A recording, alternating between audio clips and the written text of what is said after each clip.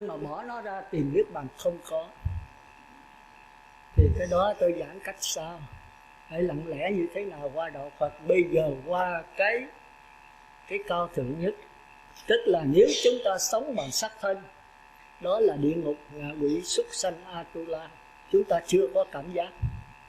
Cái này là địa ngục, chưa có cái sự sống, chưa có cái biết. Còn mắt, tai, mũi, lưỡi, tim, can, tỳ, phế, thận cũng là địa ngục, chưa có cái biết. Còn bắt đầu cảm giác nó mượn dây thần kinh đây, cái này kêu là cõi trời. Khi ngồi thiền khỏi cần niệm Phật nữa, vẫn có tiếng niệm Phật, chúng ta cảm thấy lân lân thích thú, chúng ta chìm đắm trong đó, thích cái đó, thì chúng ta không cần sắc thân này nữa. Ăn uống không cần, chỉ cần được cái cảm giác lân lân thôi. Vì người này là cõi trời dục giới và sắc giới. Người này có thể giảng sanh mà. Còn nếu chúng ta lấy cái sắc thân này, mắt, tai, mũi, lưỡi làm ta, lo ăn uống, đồ ăn ngon, dở, chê khen này kia rồi thì không giảng sanh. Chúng ta ghiền cà phê, tôi nói ghiền nha, chứ không phải nói cà phê, mà nói ghiền cà phê.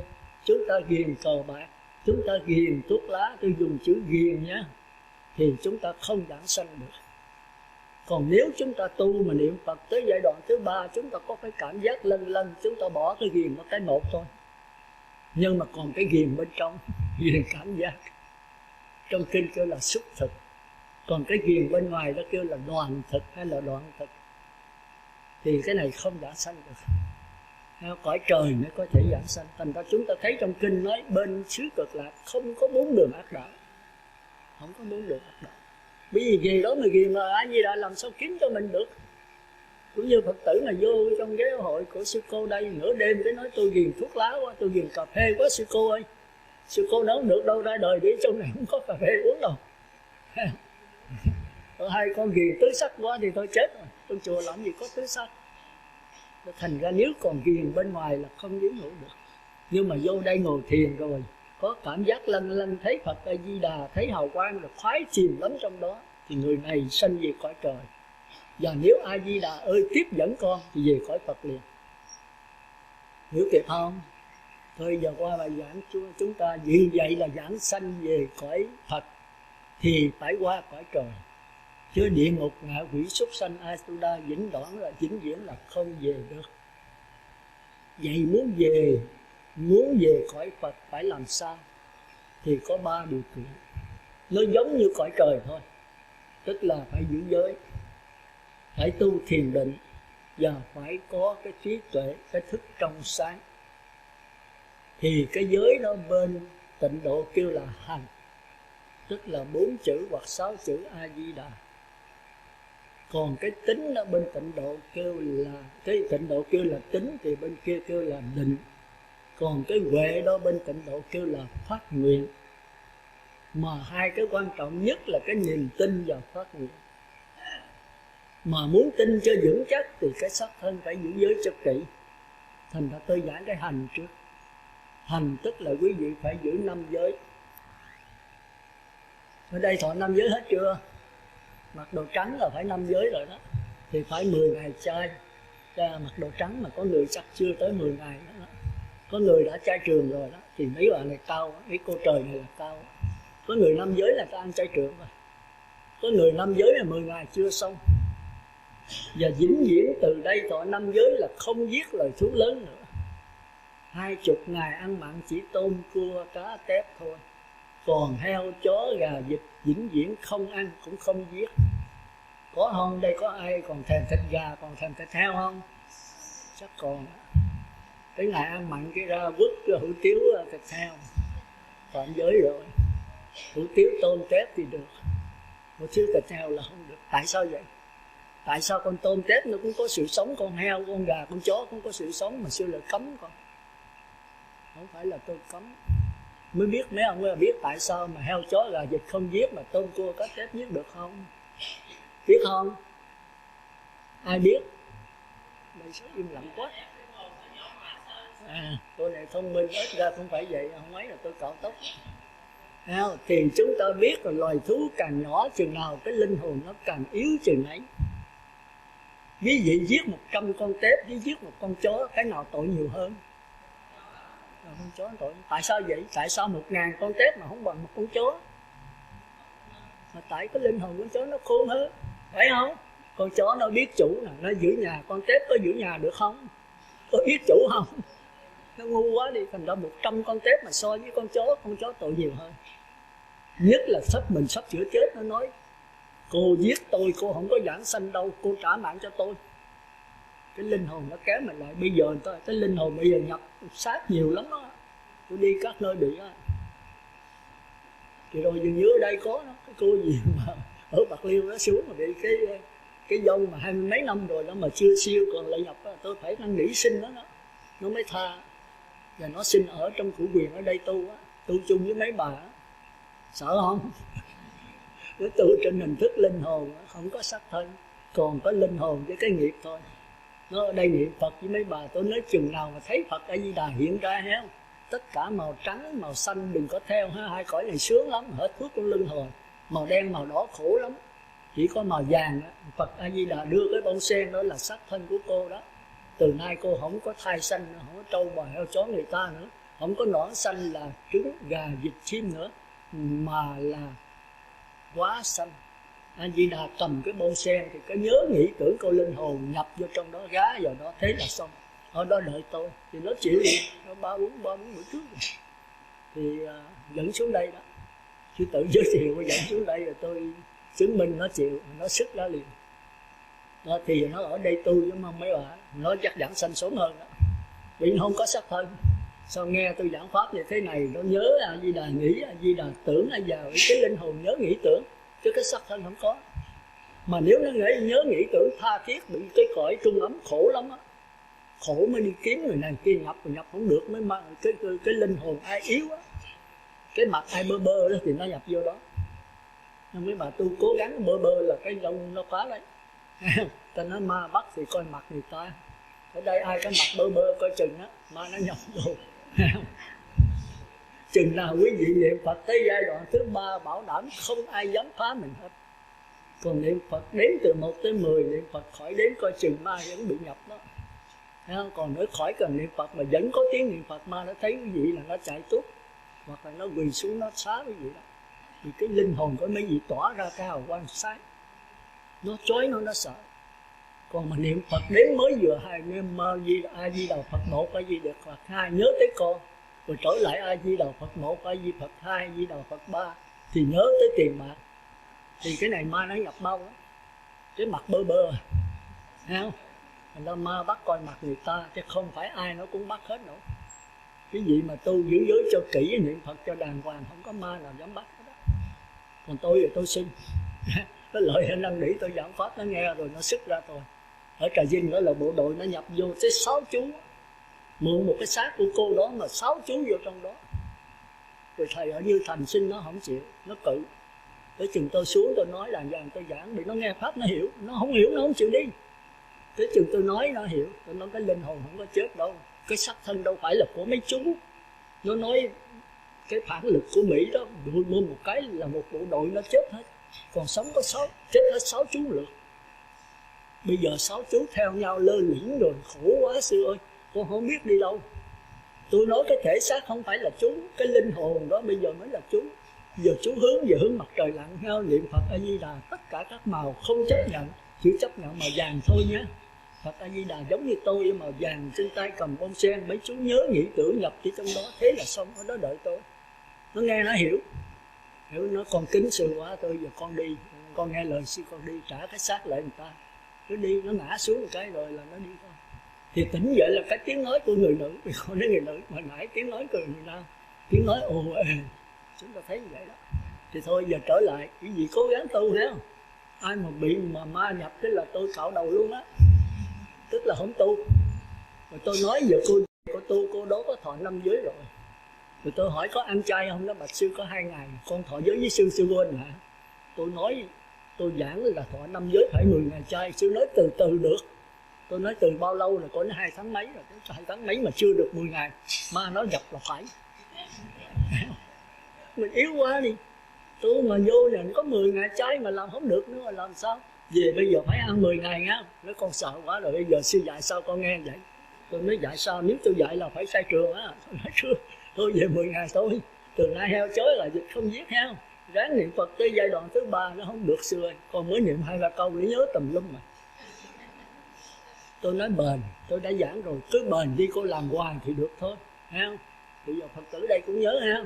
Vậy là cái thứ nhất là chúng ta phải giữ 5 giới cho kỹ. Bây giờ trả 5 giới nè. Cô này có micro không? Ở đây 2 cái micro, để có 1 cái sao? Này chắc cô chuẩn bị rồi. Chuẩn bị cái máy. Cô chuẩn bị cái mái tóc của cổ. 5 giới, giới thứ nhất là gì nè? Nam mô A Di Đà Phật.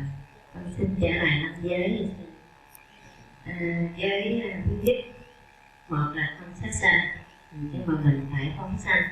Rồi. Giới thứ hai là không trộm cắp, mình phải bố thí. Rồi. Giới thứ ba là mình không tà dâm, mình phải tiết dụ. Rồi. Giới thứ tư là không nói dối, mình phải nói lời chân thật. Rồi. Giới thứ năm là không uống rượu, mình phải quán là vô thường, vô ngã và khổ đau. Giỏi quá, cho chồng có tay đi. Khoan chút xíu hả, còn nữa, tôi tới từ chưa đâu, chưa yên đâu. Còn tôi hỏi tới nói hay quá thì cho hay luôn. Chút nữa lặp lại, ai lặp lại được như cổ ha.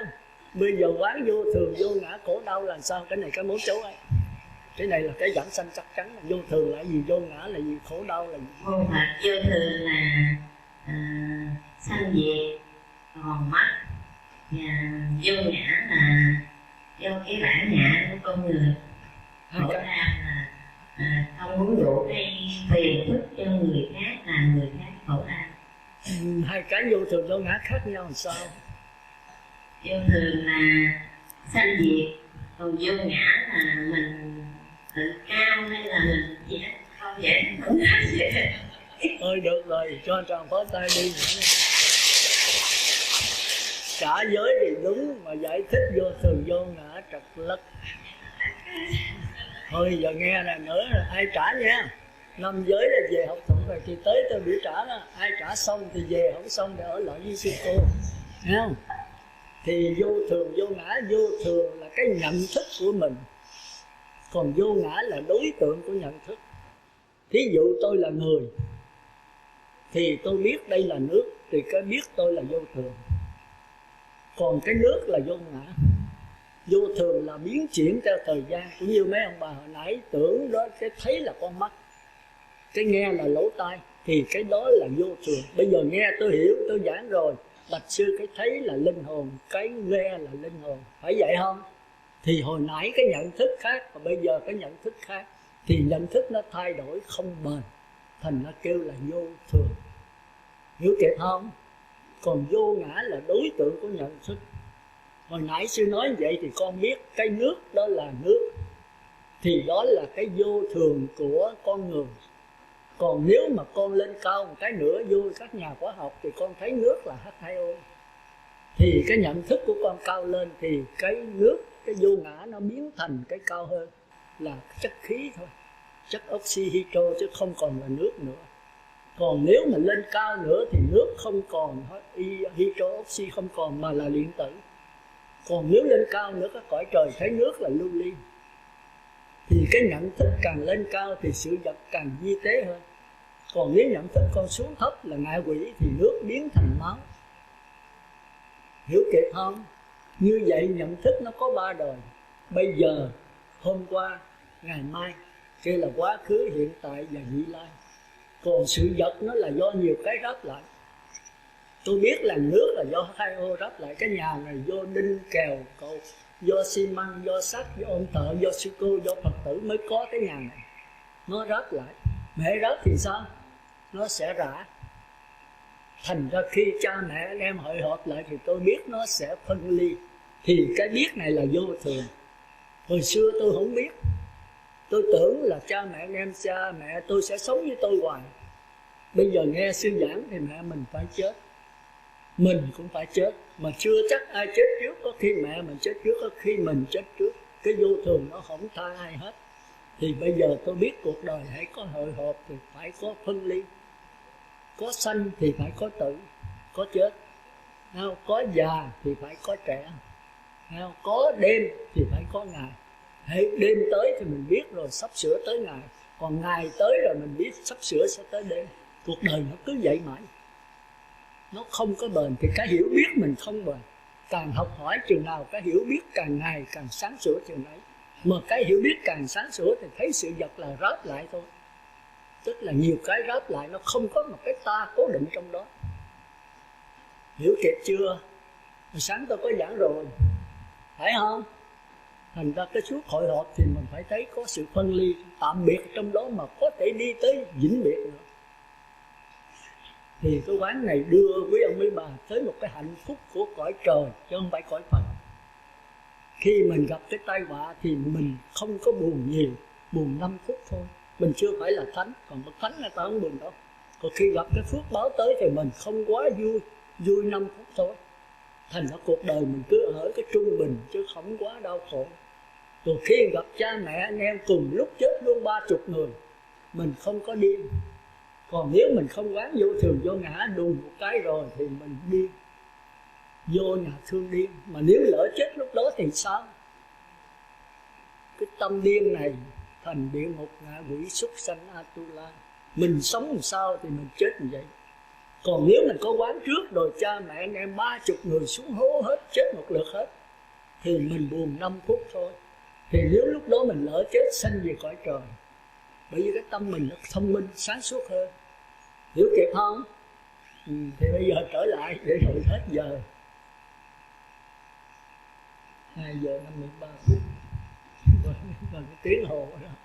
Rồi bây giờ phải 5 giới là: một là không sát sanh mà phải phóng sanh, 2 là không trộm cắp mà phải bố thí, 3 là không tà dâm mà phải tiết dục, 4 là không nói dối mà phải nói lời chân thật, 5 là không dùng các chất sai mà phải quán. Cuộc đời là vô thường, vô ngã và khổ đau. Cái này phải học thuộc lòng cái chốt này nha. Cái này quan trọng nhất á. Mấy vị biết thuộc cái này rồi, mấy vị cứ nhìn cái cuộc sống mình thì quý vị buồn 5 phút, vui 5 phút thôi, ở trạng thái vui bình, chứ không đến đổi là phải đi. Bây giờ sao kêu stress vậy đó, bệnh khủng hoảng. Bây giờ thế giới khủng hoảng nhiều lắm. Mà nếu quý vị quán cái này rồi không bao giờ khủng hoảng. Cái bệnh khủng hoảng bác sĩ chạy thôi, nhưng mà Đức Phật thì không chạy. Quý vị quán cái này bảo đảm là khủng hoảng tôi chịu rồi. Quý vị không quá vui mà cũng không quá buồn. Cái gì quý vị buồn 5 phút và vui 5 phút thì đâu có đến nỗi mà khủng hoảng, đâu có đến nỗi bị stress được. Nhớ ha, mà nếu chúng ta giữ giới kỹ đó thì chúng ta được 4 điều lợi. 1 là niệm Phật rành rõ, 2 là tương ưng, 3 là chí thiết, 4 là nhiếp tâm. Rành rõ là niệm Phật câu nào ra câu nấy rành. Rành tức là 6 chữ A Di Đà niệm 6 chữ. Nam mô A Phật, Nam mô Đà Phật thì tức là không rành, là do thiếu giữ giới. Rồi niệm Phật đó Nam mô A Di Đà Phật la cho lớn, Nam mô A Di Đà Phật thì tức là đầu lôi đuôi chuột, đầu thì lớn mà cái đuôi thì nhỏ, tức là thiếu giữ giới, cái tâm nó tán loạn. Rồi cái thứ ba đó là tương ưng. Cái tâm, cái niệm thì niệm Phật, cái tâm phải nghĩ tới Phật. Mà cái niệm cái tí lia A Di Đà Phật, A Di Đà Phật mà tâm nghĩ tới con thì không có tương ưng, không giảng sanh được, là vì thiếu giữ giới. Tôi nói sơ thôi ha, thì giờ không có, sắp hết rồi. Còn cái điều thứ tư nữa đó là chí thiết, tha thiết cũng như con nhớ mẹ, như lữ khách nhớ cố hương. Như vậy là cái tâm nó không có phóng. Mình thấy rằng thế giới ta bà này đau khổ, thế giới cực lạc thật là an vui. Như tôi nói lại, đủ thứ hết, mình sanh ra đây rồi nó loạn lưng tùm lum, lúc là làm cha, lúc làm mẹ, lúc làm con, lúc làm chồng của mẹ mình, rồi lúc làm trâu bò heo chó, cuộc đời lang thang vô lượng kiếp. Như vậy thế giới cực lạc mà chấp nhất cái này thì mình một cách tha thiết, không còn mong cầu gì hết. Dầu cho làm vua, làm quan quyền, vua chúa, giàu sang gì cũng không tèm hết, chỉ cầu mong giảng sanh thôi. Thành ra hiểu rõ cái này, cái niềm tin về cực lạc chúng ta rất là vững chắc. Mà niềm tin vững chắc thì sao? Thì niệm Phật được nhất niệm. Mà nhất niệm thì sao? Thì mình phát nguyện một cách dễ dàng. Cách dễ dàng thì sao? Thì Phật đã giai đoạn đứng trước. Nó rõ ràng vậy đó, hiểu kịp ha. Thành ra cái thứ nhất là rành rõ, cái thứ hai là tương ưng, cái thứ ba là trí thiết, cái thứ tư là nhiếp tâm. Nhiếp tâm cái này quan trọng đó. Nhiếp tâm là nó phóng rồi thì mày nói mày là kẻ thù, tao bẻ cổ mày thì không nên. Hãy mình chống đối lại cái tạp niệm, là cái tạp niệm với nhất niệm đều là phát hiện từ chân tâm. Một tướng cướp với một ông thầy tu, hai người này đứng về phương diện Phật tánh bằng nhau. Một tướng cướp với Đức Phật, hai người này đứng về phương diện Phật tánh là bằng nhau. Mình Phật tánh mình với Phật A Di Đà Phật Thích Ca bằng nhau. Nhưng mà Phật đã nhận được Phật tánh rồi, còn mình chưa nhận, do đó mình lang thang. Bây giờ về cõi Phật để nhận lại cái Phật tánh, nhờ A Di Đà giúp cho mình. Hiểu kịp không? Thành ra cái tạp niệm mình đừng có ghét nó, mà cái nhất niệm mình đừng có thương nó. Mình phải thấy rằng tạp niệm nhất niệm mặc dầu khác nhau nhưng đều phát hiện từ chân tâm của mình. Thành ra khi tạp niệm mình đang niệm Nam Mô Đà Phật, nó nhớ tới con, nhớ tới tiền bạc, thì mỉm cười, mày tạp niệm kéo trở về. Rồi nó lại phóng nữa, mỉm cười, tạp niệm ơi chào mi, kéo trở về. Như vậy thì chúng ta thấy chúng ta đối tạp niệm chúng ta không ghét, đối nhất niệm chúng ta không thương. Nó khác nhau nhưng mà tất cả đều bình đẳng trên vấn đề Phật tánh. Hiểu kịp không? Thì thôi đó là xong, tôi giảng quá đơn sơ, thì giờ hết rồi. Giờ qua cái phần thứ hai. Khi mà niệm Phật mà giữ giới cho kỹ, chúng ta được 4 điều lợi: rành rõ, tương ưng, chí thiết, nhiếp tâm. Giờ quay đây thứ hai là định, tức là tính. Thì niệm Phật đến từ 1 đến 10, niệm Phật khỏi đến, khỏi cần niệm Phật nữa, chìm đắm trạng thái niệm Phật, ra khỏi trạng thái chìm đắm này. Thì hai cái sau này cao lắm. Cái gì không có duy thức rồi, chứ tôi không có giảng 3 cái thôi. Cái này để khi khác, chừng nào quý vị cạo đầu tôi giảng tiếp lần thứ 4, thứ 5. Còn bây giờ cái thứ 3 là đủ giảng sanh rồi. Thì cái thứ nhất quý vị biết rồi, cái tâm mình nó hay phóng. Thì bây giờ mình kéo lại. Quý vị đây quý vị biết người ta chăn trâu mà. Ở đây ở trên quê thì trâu nhiều, bây giờ tôi cũng thấy ít, có mấy cài trâu đâu mất hết. Thì thằng chăn trâu đó, con trâu khó chăn lắm, nó lì lắm. Mà con trâu đó giống như tư tưởng của mình, nó lì, giống như Tề Thiên, nó phóng hoài, thấy không? Thì phải xõa cái dòm vô lỗ mũi nó. Ở đây có cô Tề Thiên đó, không biết cô chăn được không? Thì hãy nó xuống ăn rượu mà người ta, mình cấm cái nắm cái dòm mình kéo lại. Mà nó lì lắm, nó xuống ăn nữa mình kéo lại, nó xuống nữa mình kéo lại. Mà kéo hoài thì sao? Thì nó thuận cái bền đó. Thì lần cái riết rồi nó không xuống nữa, mình kéo riết rồi cái nó quen. Thì nó đi trên ruộng mạ. Rồi bây giờ nó đi nó không xuống, nó cầm cái dòm chi, thấy cái dòm xuống. Nhưng mà theo dõi, nó đi chừng 1-2 tiếng nó phóng xuống đây, thì nhảy tới chụp cái dòm kéo lại. Thì cũng vậy, niệm Nam Mô A Di Đà Phật hoặc là A Di Đà Phật 1, A Di Đà Phật 2, nghĩ tầm bậy, trở lại A Di Đà Phật 1, A Di Đà Phật 2, A Di Đà Phật 3, A Di Đà Phật 4, nghĩ tầm bậy nữa, trở lại A Di Đà Phật 1 lại.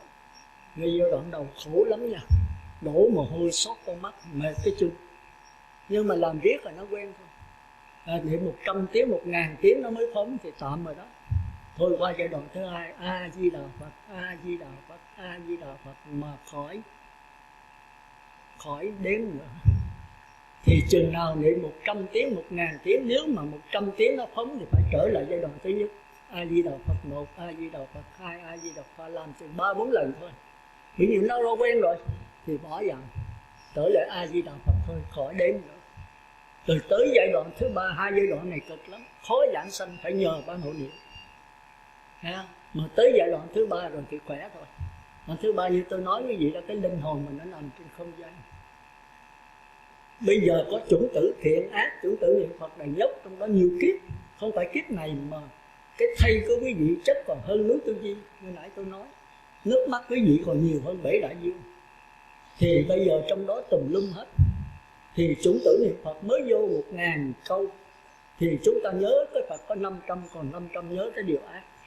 Còn 500 này vô trong đó nó tiêu diệt hết 300, còn có 200.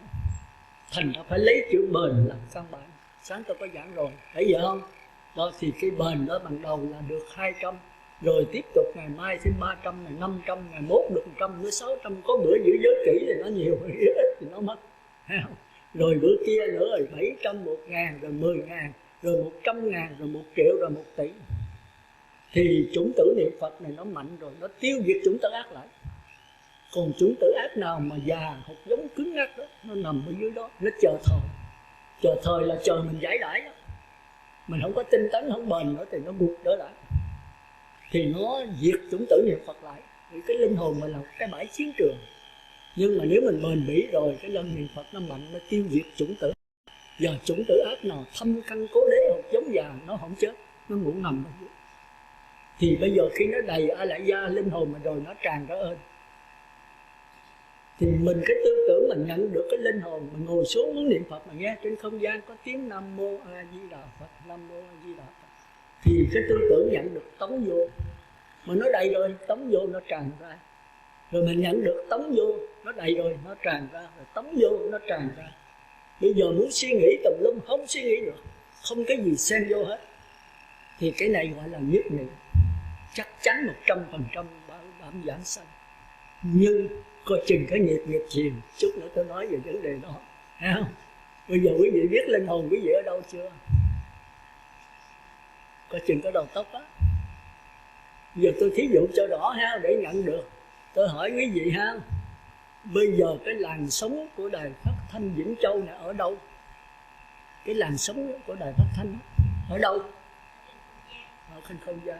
Cái làn sóng của đài Mỹ ở đâu? Ở trên không gian. Làn sóng của đài Nga ở đâu? Ở đâu? Cũng trên không gian. Làn sóng của thành phố Hồ Chí Minh ở đâu? Cũng ở không gian. Làn sóng của đài phát thanh Sóc Trăng ở đâu? Cũng ở trên không gian. Nhưng mà tại sao không đụng nhau? Tôi đố quý vị biết đâu. Tại sao? Tại vì cái tần số nó khác nhau. Phải vậy không? Cái gì bắt đúng cái tần số của đài phát thanh Vĩnh Châu thì nó mới phát hiện. Chứ đài Mỹ, đài Sóc Trăng không hiện được. Muốn hiện mấy gì phải bắt đúng cái tần số của đài Sóc Trăng. Phải vậy không? Tần số là cái gì? Là cái định lực của mỗi đài.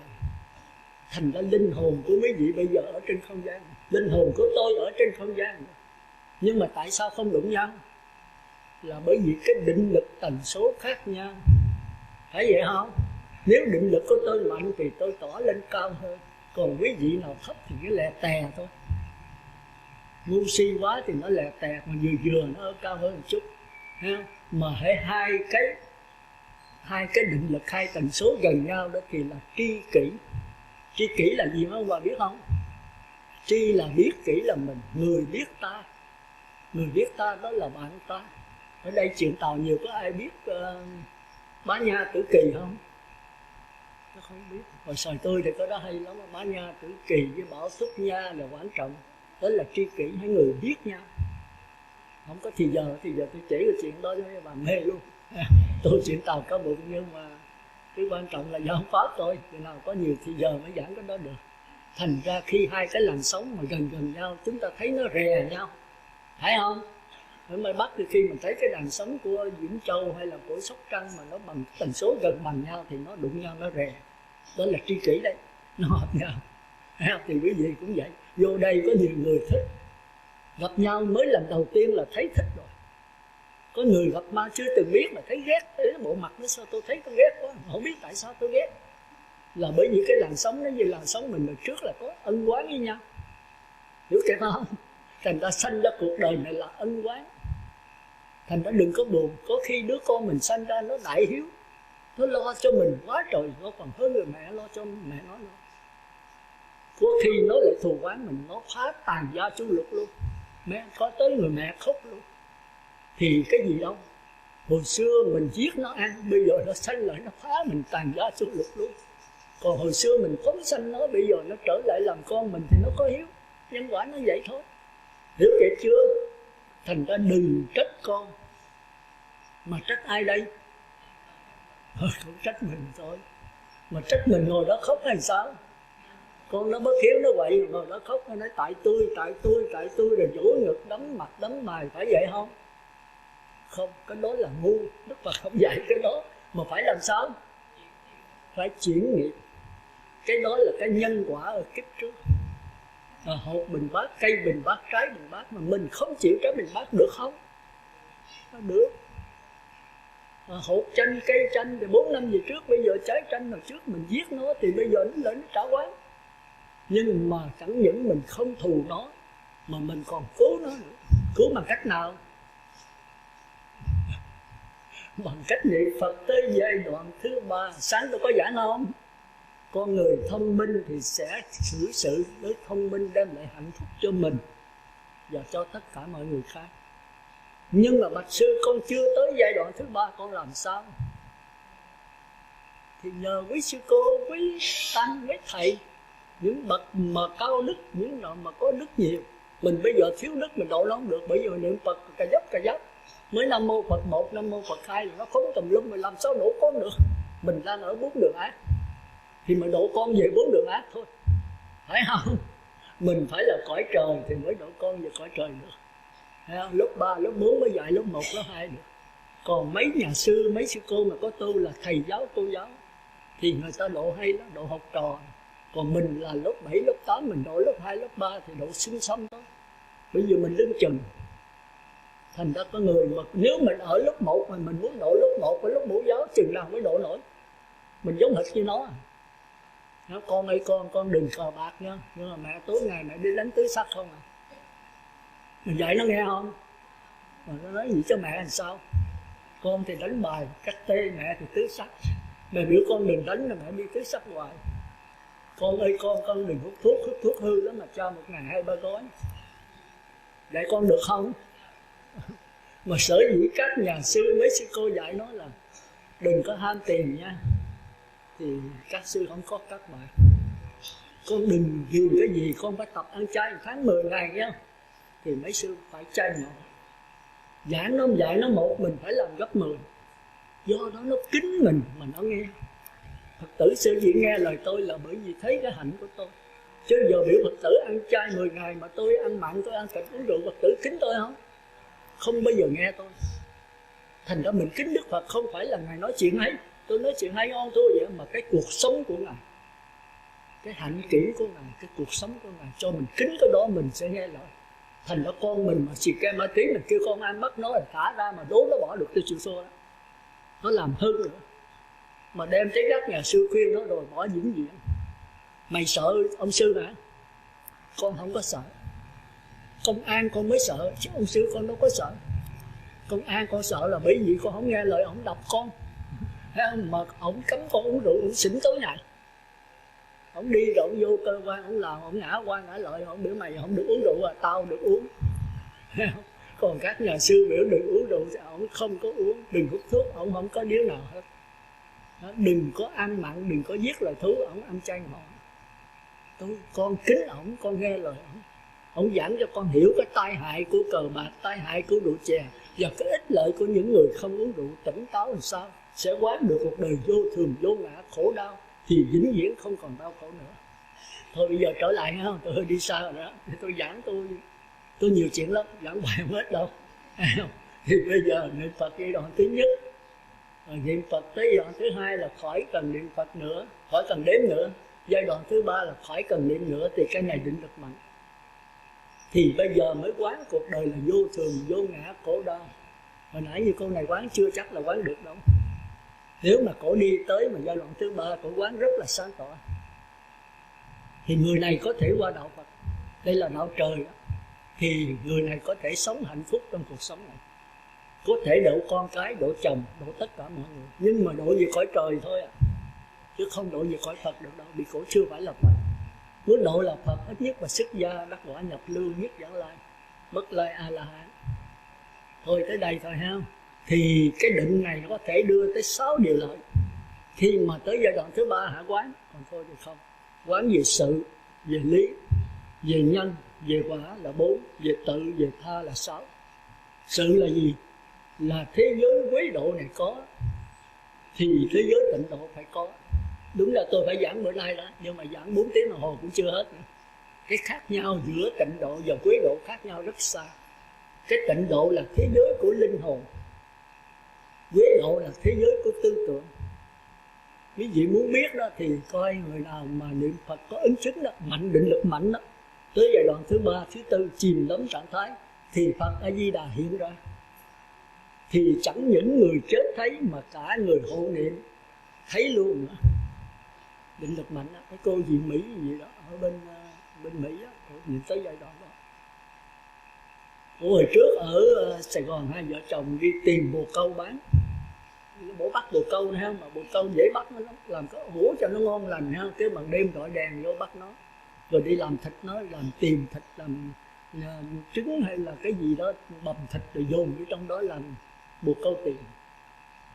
Hai ông bà bán 9-10 năm rồi, tới chừng mà tiếp thu lên rồi chạy tuốt qua Mỹ thì cổ qua bển với cổ bắt đầu có vốn.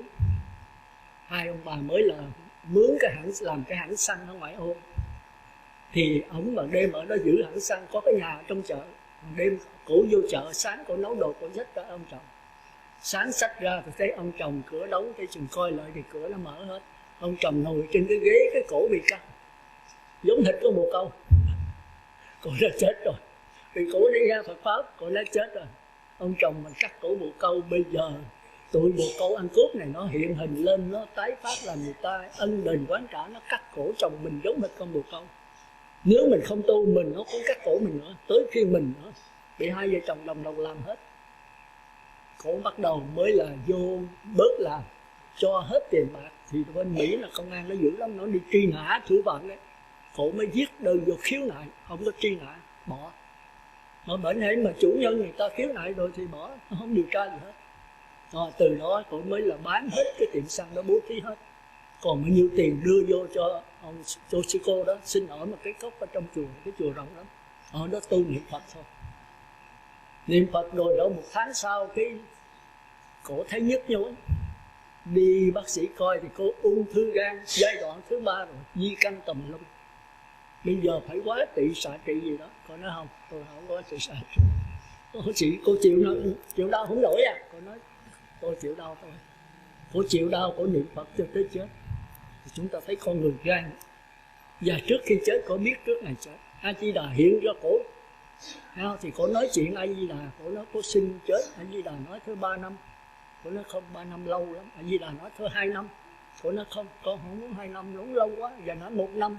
Nói không, 1 năm cũng lâu quá. A Di Đà hỏi gì cô muốn bao lâu? Cô nói 7 ngày thôi. Ngay bữa rằm đó 12 giờ trưa con chết để con từ giả người ta. 7 ngày thôi. Thì A Di Đà ok đó. Thế là cổ về chuẩn bị từ giả bà con hết. Thì người ta cười, mấy ông thầy nói cô khéo à, không tới là cô gạt cái là tôi mắc cỡ lắm á. Cô biết là bữa rằm cô chết là 12 giờ trưa nữa mà thế không đó. Nó A Di Đà hiện ra rõ ràng. Con xin A Di Đà cho. Thì mấy thầy cũng có niềm tin. Thì nói đó mới là hộ niệm cho cổ.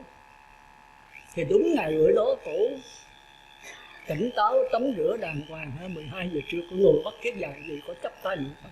Thì A Di Đà hiện ra. Cổ nói thầy ơi A Di Đà hiện rồi. Mấy ông thầy với ban hộ niệm dòm lên thấy A Di Đà Quan Thế Âm Đại Thế Chí. Chúng ta thấy cái định lực của mạnh như vậy. Thì ở trong di thức nói đó, nếu mà cực khánh sắc đó thì một mình cổ thấy thôi. Còn định quả sắc đó thì cổ thấy, mấy người kia thấy. Đó là do cái định lực của người hấp hối. Tới giai đoạn thứ 2 tức là chìm đắm trạng thái niệm Phật, ra khỏi trạng thái chìm đắm này. Còn giai đoạn thứ 3 thì có thể mình có thấy, thứ 4, thứ 5 là người ngoài thấy luôn. Thì mấy thầy có coi kinh rồi, muốn biết A Di Đà thiệt giả phải làm sao? Dòm ở dưới gạch không có bóng, có cái hình A Di Đà trên đó mà ở dưới gạch không. Mấy vị ngồi với dòm dưới gạch có bóng hết. Đây là thế giới của Quế Độ, có hình có tướng là có bóng. Còn A Di Đà có hình có tướng nhưng mà không có tướng thật sự, nó là cái dùng hào quang thôi. Thì không tin nhảy lên chụp cái chân không dính, thì mấy thầy mới nhảy lên chụp cái chân, đâu có dính. Cái chân đó là cái chân hào quang, cái chân xuyên suốt. Trong kinh còn nói nếu mà vách tường như vậy ha, và kinh Xứ Cực Lạc đó, muốn đi cửa thì đi, không ấy đi qua vách cũng được. Còn mình đây đi vô đất lũng đầu nha, có chừng đó đừng nghe tôi nói là tưởng đâu cái này Xứ Cực Lạc rồi đi lầu thôi là vách đại cái là lỗ đầu á. Còn A Di Đà với quý vị gặp nhau muốn đi tránh nhau, tránh không tránh, đi xuyên qua nhau. Quý vị chúc người ra đừng có đi xuyên nhau nhé, hai người lỗ đầu hết đó. Thế giới này là thế giới quế độ, thế giới của tư tưởng, còn thế giới kia là của tịnh độ. Thôi giờ trở lại, tôi nói là nói tới chiều cũng không hết nữa, mà bây giờ nó hết rồi. Vậy thì chúng ta nên nhớ thế giới cực lạc, muốn biết rõ trong di thức nói đó là có người, có hình tướng nhưng mà không có bóng. Thế giới xuyên suốt, hai người gặp nhau có thể đi xuyên qua nhau. Cây cối ở xứ cực lạc đi xuyên qua cây được, vách tường đi xuyên vách tường được. Còn thế giới chúng ta không được. Thế giới là thế giới của tư tưởng thiện, tư tưởng ác. Thế giới kia là của trí tuệ Phật A Di Đà. Còn nhiều điểm nữa nhưng mà thôi, bao nhiêu thôi. Như vậy thì chúng ta thấy cái thế giới cực lạc rất là thù thắng. Vì đó chúng ta có thể đặt quả, đó là sự và lý. Sự thì thế giới cực lạc, thế giới quế độ đều có hết, nhưng mà tất cả đều phát hiện từ chân tâm của chư Phật. Mà chân tâm của chư Phật cũng là chân tâm của mình. Nên nhớ hợp khác nha. Nhưng mà khác làm sao? Là Phật đã nhận được chân tâm, còn mình thì đang nhận và sẽ nhận. Hiểu không? Tôi nói hiểu không? Hiểu cho tràng phó tay để nhớ. Thì đây là Phật lần khên đó. Ha? Vậy thì ma ở đâu? Ma ở đây cũng lần khên. Rồi cõi trời ở đâu? Cũng thưa cõi trời cũng ở đây lần khên. Cái linh hồn sao? Nếu linh hồn thiện thì đây là các trời, mấy ông trời, bà trời, cô trời. Còn nếu cái linh hồn ác nghĩ cái điều xấu quấy thì đây là ma quỷ tùm lum. Còn nếu linh hồn niệm Phật tới tha thiết thì đây là Phật Di Đà, Phật Thích Ca, Phật gì đủ thứ hết. Giờ hiểu chưa? Tất cả do mình thôi. Nếu cái linh hồn mình ác thì ngay bây giờ là địa ngục, ngạ quỷ, súc sanh, Atula. Còn linh hồn nghĩ về điều thiện thì cõi người, trời, dục giới, sắc giới, vô sắc. Còn linh hồn không nghĩ thiện, không nghĩ ác thì đây là Phật hiện tại. Mà làm đó được không? Chắc còn lâu. Bây giờ nghĩ thiện thôi ha. Nghĩ điều thiện rồi A Di Đà ơi tiếp dẫn con về đó, A Di Đà nói đồng ý, ok. Nếu con nghĩ tới điều thiện, A Di Đà sẽ tiếp dẫn con. Còn con nghĩ tới điều ác, A Di Đà không tiếp dẫn. Mà dầu tiếp dẫn về đó con sống không nổi, con cứ ghiền đủ thứ hết. Bên đó không có cà phê, không có thuốc lá, không có tứ sắc đồ đâu, thấy không? Vậy là xong phải không? Thì cái đầu tiên là sự và lý. Sự đó là thế giới cực lạc, thế giới của quế độ, đều phát hiện từ cái lý là chân tâm của Phật A Di Đà, mà cũng là chân tâm của chúng ta. Nhưng chúng ta chưa nhận, thành ra cũng có cũng như không. Có coi kinh Pháp Hoa Trần Cùng Tử không? Cùng Tử là ai mấy ông bà biết không? Nói con này, Cùng Tử là tôi, là quý ông quý bà.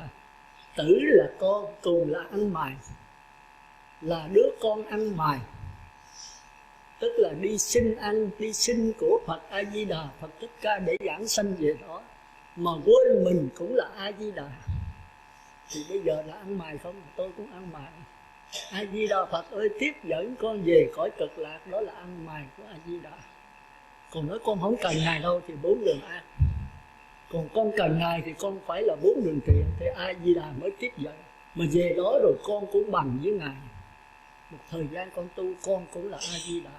Cái điều kiện rất là thuận tiện. Bây giờ hiểu không? Hiểu là muốn nhận sanh không? Bây giờ làm thiện hay làm ác? Giữ 5 giới hay là bỏ 5 giới? Rồi tôi bắt trả đó ha. Chút nữa là trả rồi về không? Ai mà trả không thuộc là ở lại đó. Nó giữ mà không thuộc là làm sao biết mình phạm hay không? Giữ 5 giới không làm điều ác mà phải làm 5 điều thiện. Hồi nãy cô này trả rồi đó. Vì không có thì giờ, có thì giờ tôi bắt từng người đấy. Ai trả rồi đi về, ai trả không thuộc ở với sư cô. Thấy không? Ai trả không thuộc thì coi chừng cái đầu tóc. Thấy không? Rồi đó là xong. Đó là 2 điều, sự và lý.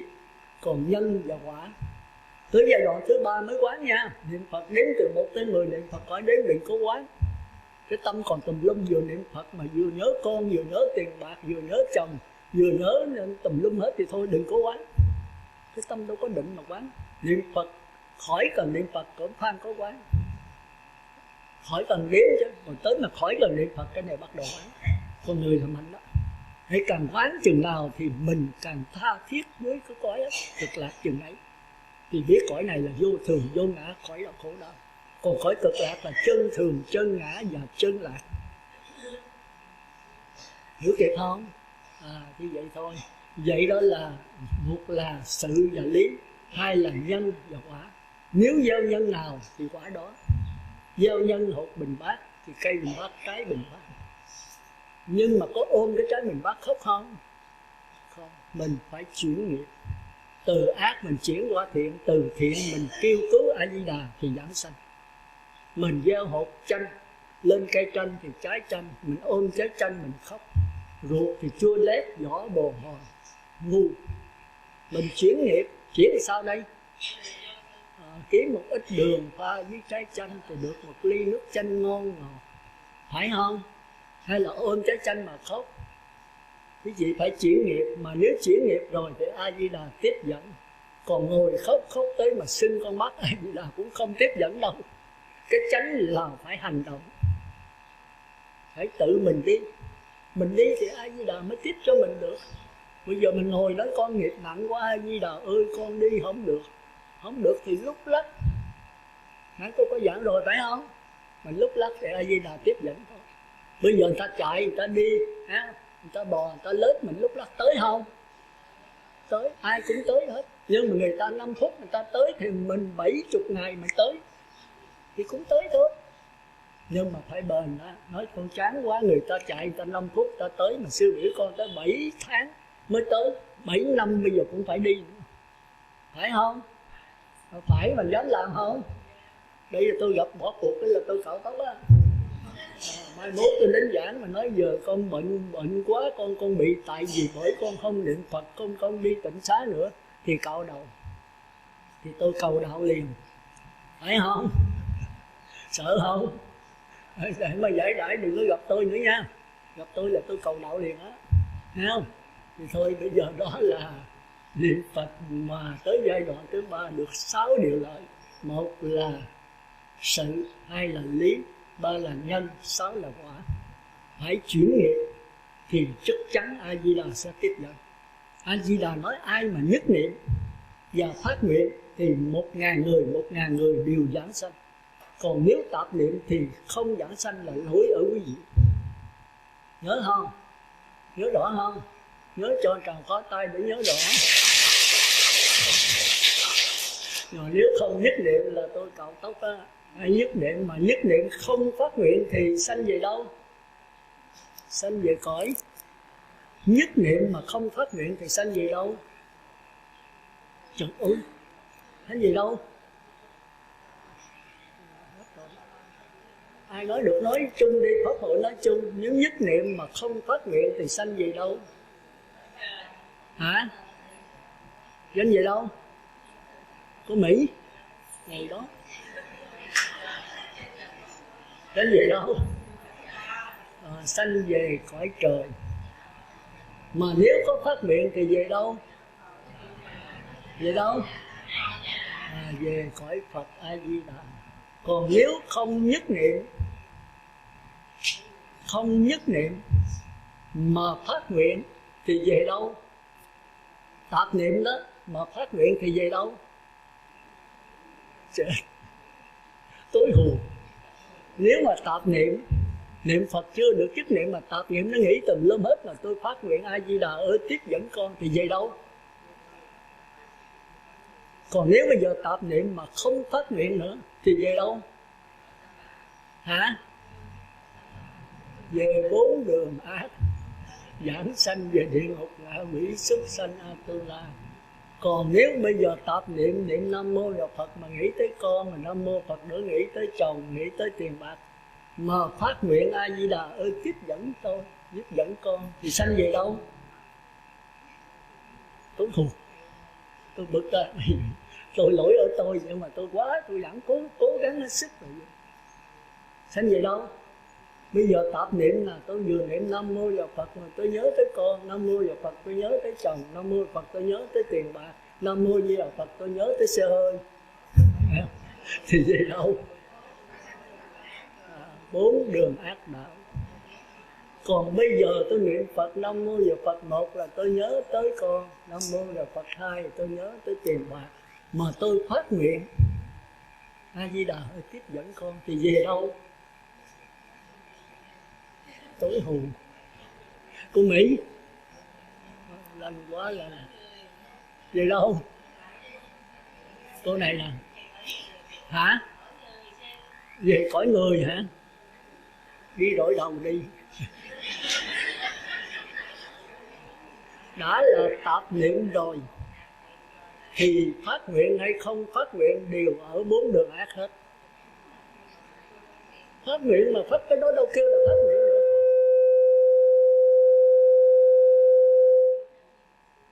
Tôi còn tùm lum mà tôi phát nguyện làm sao mà giảng sanh được? Để tùm lum thì bốn đường ác, giàu có phát nguyện cái này không kêu là phát nguyện được. A Di Đà ơi, tiếp dẫn con mà con tùm lum, con còn nhớ tiền nhớ bạc này, phát nguyện dối. Phát nguyện dối thì không kết quả, phải vậy không? Thành ra giàu tạp niệm mà có phát nguyện hay không phát nguyện thì ngay bây giờ là bốn đường ác. Thì chết giảng sinh về bốn đường ác. Còn bây giờ nhất niệm mà không phát nguyện, mà nhất niệm thì định lực mạnh, mà không phát nguyện là không nhờ A Di Đà, thì tự lực mình đi về cõi trời. Còn bây giờ định lực mình mạnh nhưng mà cõi Phật không về được, bởi cõi đó không phải là cõi quý độ, nó là cái cõi của sát na chứ không phải của chu kỳ. Thì bây giờ thánh thứ nhất, thánh thứ nhì, thánh thứ ba mà không phát nguyện A Di Đà không tiếp dẫn cũng không về được, chỉ về cõi trời thôi. Như vậy thì nếu mình nhất niệm mà có phát nguyện thì về đâu? Về cõi cực lạc. Giờ hiểu chưa? Cho tràng phó tay để nhớ. Nhưng mà tới tôi hỏi lại mà không ấy là coi chừng cái đầu á, tôi cầu đậu liền á. Vỗ tay rồi coi nội vui quá mà mai chút xíu nó hỏi lại á. Ai trả bài được thì về không? Tôi giảng nó quá dễ rồi, tôi tóm nó gọn quá rồi. Như vậy là 4 cái rồi. Sự là lý, sự là thế giới quế độ, thế giới tịnh độ đều có hết. Nhưng cái của sát na của Phật, một cái tư tưởng thì quế độ của chúng sanh, nhưng là điều phát hiện từ chân tâm, đó là lý. Nhân nào quả đó, nhân mình có tiền chuyển nghiệp. Nếu cái quả là cái nhân là ác thì mình chuyển thành thiện, rồi từ đây phát nguyện A Di Đà tiếp dẫn. Còn nếu để cái quả ác rồi thì A Di Đà không tiếp dẫn, đã tạp niệm rồi, vào phát nguyện không phát nguyện thì ngay bây giờ cũng là 4 đường ác, thì giảng sanh về 4 đường ác. Còn nhất niệm mà không phát nguyện tự lực thì sanh về cõi trời, định lực rất mạnh, mình tự mình đi về cõi trời. Mà nếu không phát nguyện không về cõi Phật, nhưng mà phát nguyện thì A Di Đà tiếp hết, nếu ai được nhất niệm. Tiếng rưỡi là còn nửa tiếng nữa để trao đổi nhau thôi. Đó, thì đó là cái thứ tư, nhân nào quả đó. Còn bây giờ thứ 5 và thứ 6 thì tự lực và tha lực. Thì quý vị biết rồi, tự lực mình phải sao? Phải nhất niệm, thì tha lực A Di Đà mới tiếp dẫn. Còn tự lực mình tạp niệm thì A Di Đà có tiếp dẫn không? Không, cái đó lỗi A Di Đà hay lỗi ở mình? Lỗi ở mình, nhớ chưa? Giờ trách A Di Đà nữa là tôi cạo đầu á. Nếu mình nhất niệm A Di Đà không tiếp dẫn là lỗi ở A Di Đà, mà không có vụ đó đâu. Hiểu rõ rồi không? Như vậy là xong đó. Nếu chúng ta nhất niệm niệm Phật đếm từ 1 tới 10 niệm Phật, khỏi đếm khoan có quán, khỏi cần niệm Phật vẫn có đi niệm Phật, thì quán là sự và lý. Sự là quế độ, tịnh độ đều có hết, nhưng mà tất cả đều phát hiện từ chân tâm của A Di Đà, mà cũng là chân tâm của mình. Nhưng mình chưa nhận, A Di Đà đã nhận. Còn nhân và quả, gieo nhân nào thì quả đó. Nếu mình gieo nhân ác thì không giảng sanh, mà muốn giảng sanh thì sao? Chuyển nghiệp, phải không? Chuyển thành cái nghiệp thiện. Nghiệp thiện là nhất niệm, nghiệp ác là tạp niệm. Mình từ tạp niệm có quyền chuyển lên nhất niệm. Tạp niệm là cái gì? Niệm Phật đến từ 1 tới 10 niệm Phật, có đến tạp niệm hay nhất niệm? Tạp hay nhất? Trời đất, tạp niệm hay nhất niệm? Nhất niệm hả? Ai nói nhất niệm? Đưa cái đầu lại đây. Nói niệm Phật đến từ 1 tới 10 niệm Phật, khỏi đến mà la nhất niệm. Trời đất ơi, tôi đã bỏ cái đó khoan có quán. Mà Nam Mô Di Đà Phật 1, Nam Mô Di Đà Phật 2 nhớ tới con. Nhất niệm chưa? Tại sao nói đó là nhất niệm? Ai mới nói nè? Tôi nghe cái tiếng mà tôi không biết là tôi đi gội đầu. Rồi bây giờ niệm Phật khỏi đếm, Nam Mô A Di Đà Phật, Nam Mô A Di Đà Phật, nó phóng một cái trở lại. Giờ nhất niệm chưa? Chưa. Hai cái này có giảng sanh không? Không. Muốn giảng sanh phải làm sao? Phải sao? Nhất niệm mà bây giờ tôi không nhất niệm được, giờ làm sao đây? Tôi có niệm Phật nhưng mà nhất niệm chừng 10 câu, 20 câu, nói lại tập niệm nữa, nó phóng nữa, tôi phải kéo nữa. Rồi bây giờ tôi gần chết rồi, giờ làm sao đây? Bán hộ niệm, dỗ thao cho anh tàn thố tay để nhớ. Trời ơi, tôi có giảng chưa? Giảng rồi, bây giờ không trả lời được cái gì, tới chừng tôi nhắc lại cái giảng rồi. Đây tôi tệ quá, không nhớ chút nào hết trơn. Sáng giờ tôi có giảng, nãy tôi có lọc lại nữa. Nếu mà lỡ niệm Phật đếm từ 1 tới 10 niệm Phật khỏi đếm thì không bảo đảm giảng sanh nha. Muốn bảo đảm thì lại làm sao? Nhờ ban hộ niệm. Mà quan trọng hơn người ban hộ niệm nữa là ai? Người nhắc nhở. Bị quan hộ niệm ta lợi Nam Mô Giờ Phật, Nam Mô Phật, mà người hấp hối cứ mê man thấy chủng tử thiện, chủng tử ác, không hay cái gì hết, thì ban hộ niệm không ích lợi gì hết. Nếu ta tỉnh táo không nói gì mà người hấp hối mê man, thì đứa con trong gia đình mà cái này cô này phải khôn khéo cô này bơ là không được đấy. Thấy không? Khiều mẹ, hỏi tay mẹ có niệm Phật không mẹ? Nếu mẹ mê man kêu cho tới tỉnh, lắc nhẹ nhẹ nha, mẹ có niệm Phật không? Bà tỉnh dậy một cái, nếu mẹ có, mẹ mỉm cười cho con biết. Mỉm cười tức là cái thân của bà không phải là của bà nữa, mà phân nửa của hào quang A Di Đà chiếu vào đó. Thành ra bà rất là khỏe, không còn đau nhức nữa. Thành ra bà mới mỉm cười, bà khoái quá, trong người nó lân lân. Bà mỉm cười, bà tắt thở, thượng sanh. Còn nếu mà thấy mẹ nín thinh, mẹ gật đầu cho con biết, mà bà gật đầu và tắt thở thì hào quang Di Đà chiếu có phân nửa thôi. Bà cũng tỉnh mà không bằng cái mỉm cười. Bà gật đầu và tắt thở thì trung sanh. Còn mẹ ơi, mẹ có niệm Phật, mẹ không gật đầu được mà chốt mắt cho con, thì là bà yếu rồi đó. Hào quang Di Đà vô đó mà quá ít. Quá ít là tại bà, cái nhất niệm bà quá yếu. Thì bà chỉ chốt mắt một cái, bà tắt thở là hạ sanh. Còn mẹ ơi, mẹ có niệm Phật, bà mở mắt ra cái bà mê lại nữa. Rồi trong lúc bà mê bà chết hên xui. Hiểu kịp không? Trong lúc mê bà thấy điều ác bà tắt thở rồi 4 đường ác. Mà trong lúc mê bà thấy đi quỷ đạo mà bà không có niệm Phật, sanh về cõi trời. Mà trong lúc mê bà thấy ngồi Phật thất đây niệm Phật thì sanh về cõi Phật. Hên xui. Thành ra vấn đề giảng sanh đừng để hên xui. Mà nếu kêu hoài thì sao? Bà bực. Tôi đang chim bao cái dòng linh hồn tôi đã đang chảy, lúc thiện lúc ác, lúc niệm Phật tùm lum, nó cứ kêu hoài. Mình đang mê mà giờ kêu tỉnh là bực mình đó. Thì cái mặt của mẹ mình nhăn lên thì biết rồi đó. Kê lỗ tai, mẹ ơi con thương mẹ, con muốn mẹ giảng sanh về cõi Phật. Mẹ nhớ sư có giảng rồi, nếu mà mẹ nghĩ tới Phật mẹ tắt thở thì mẹ giảng sanh. Còn mẹ để linh hồn mẹ nghĩ tới điều ác thì mẹ chết về cõi 4 đường ác. Thành ra con cứ nhắc mẹ hoài, mẹ đừng có buồn con. Mà nếu bà có nghe Pháp rồi thì bà hiểu liền. Còn không đi nghe Pháp là kẹt đấy. Kiểu bà vui lại thì cái mặt bà tươi liền. Thì nhắc nữa, nhắc tới chừng nào cái giờ hấp hối bà hít vô thở ra, không thở ra nữa bà mỉm cười, chốt mắt, gật đầu thì khỏe thôi. Đừng để bà mê. Nhớ không? Ở đây đủ hết nha, mà tôi về cõi Cực Lạc tôi thấy không có là tôi trở lại đây tôi nhận nước á. Nghe thì nhớ cái này ha. Gia đình mà có chết thì nhắc, mà nếu có ai nhắc thì mấy bà khỏe khoắn vui liền.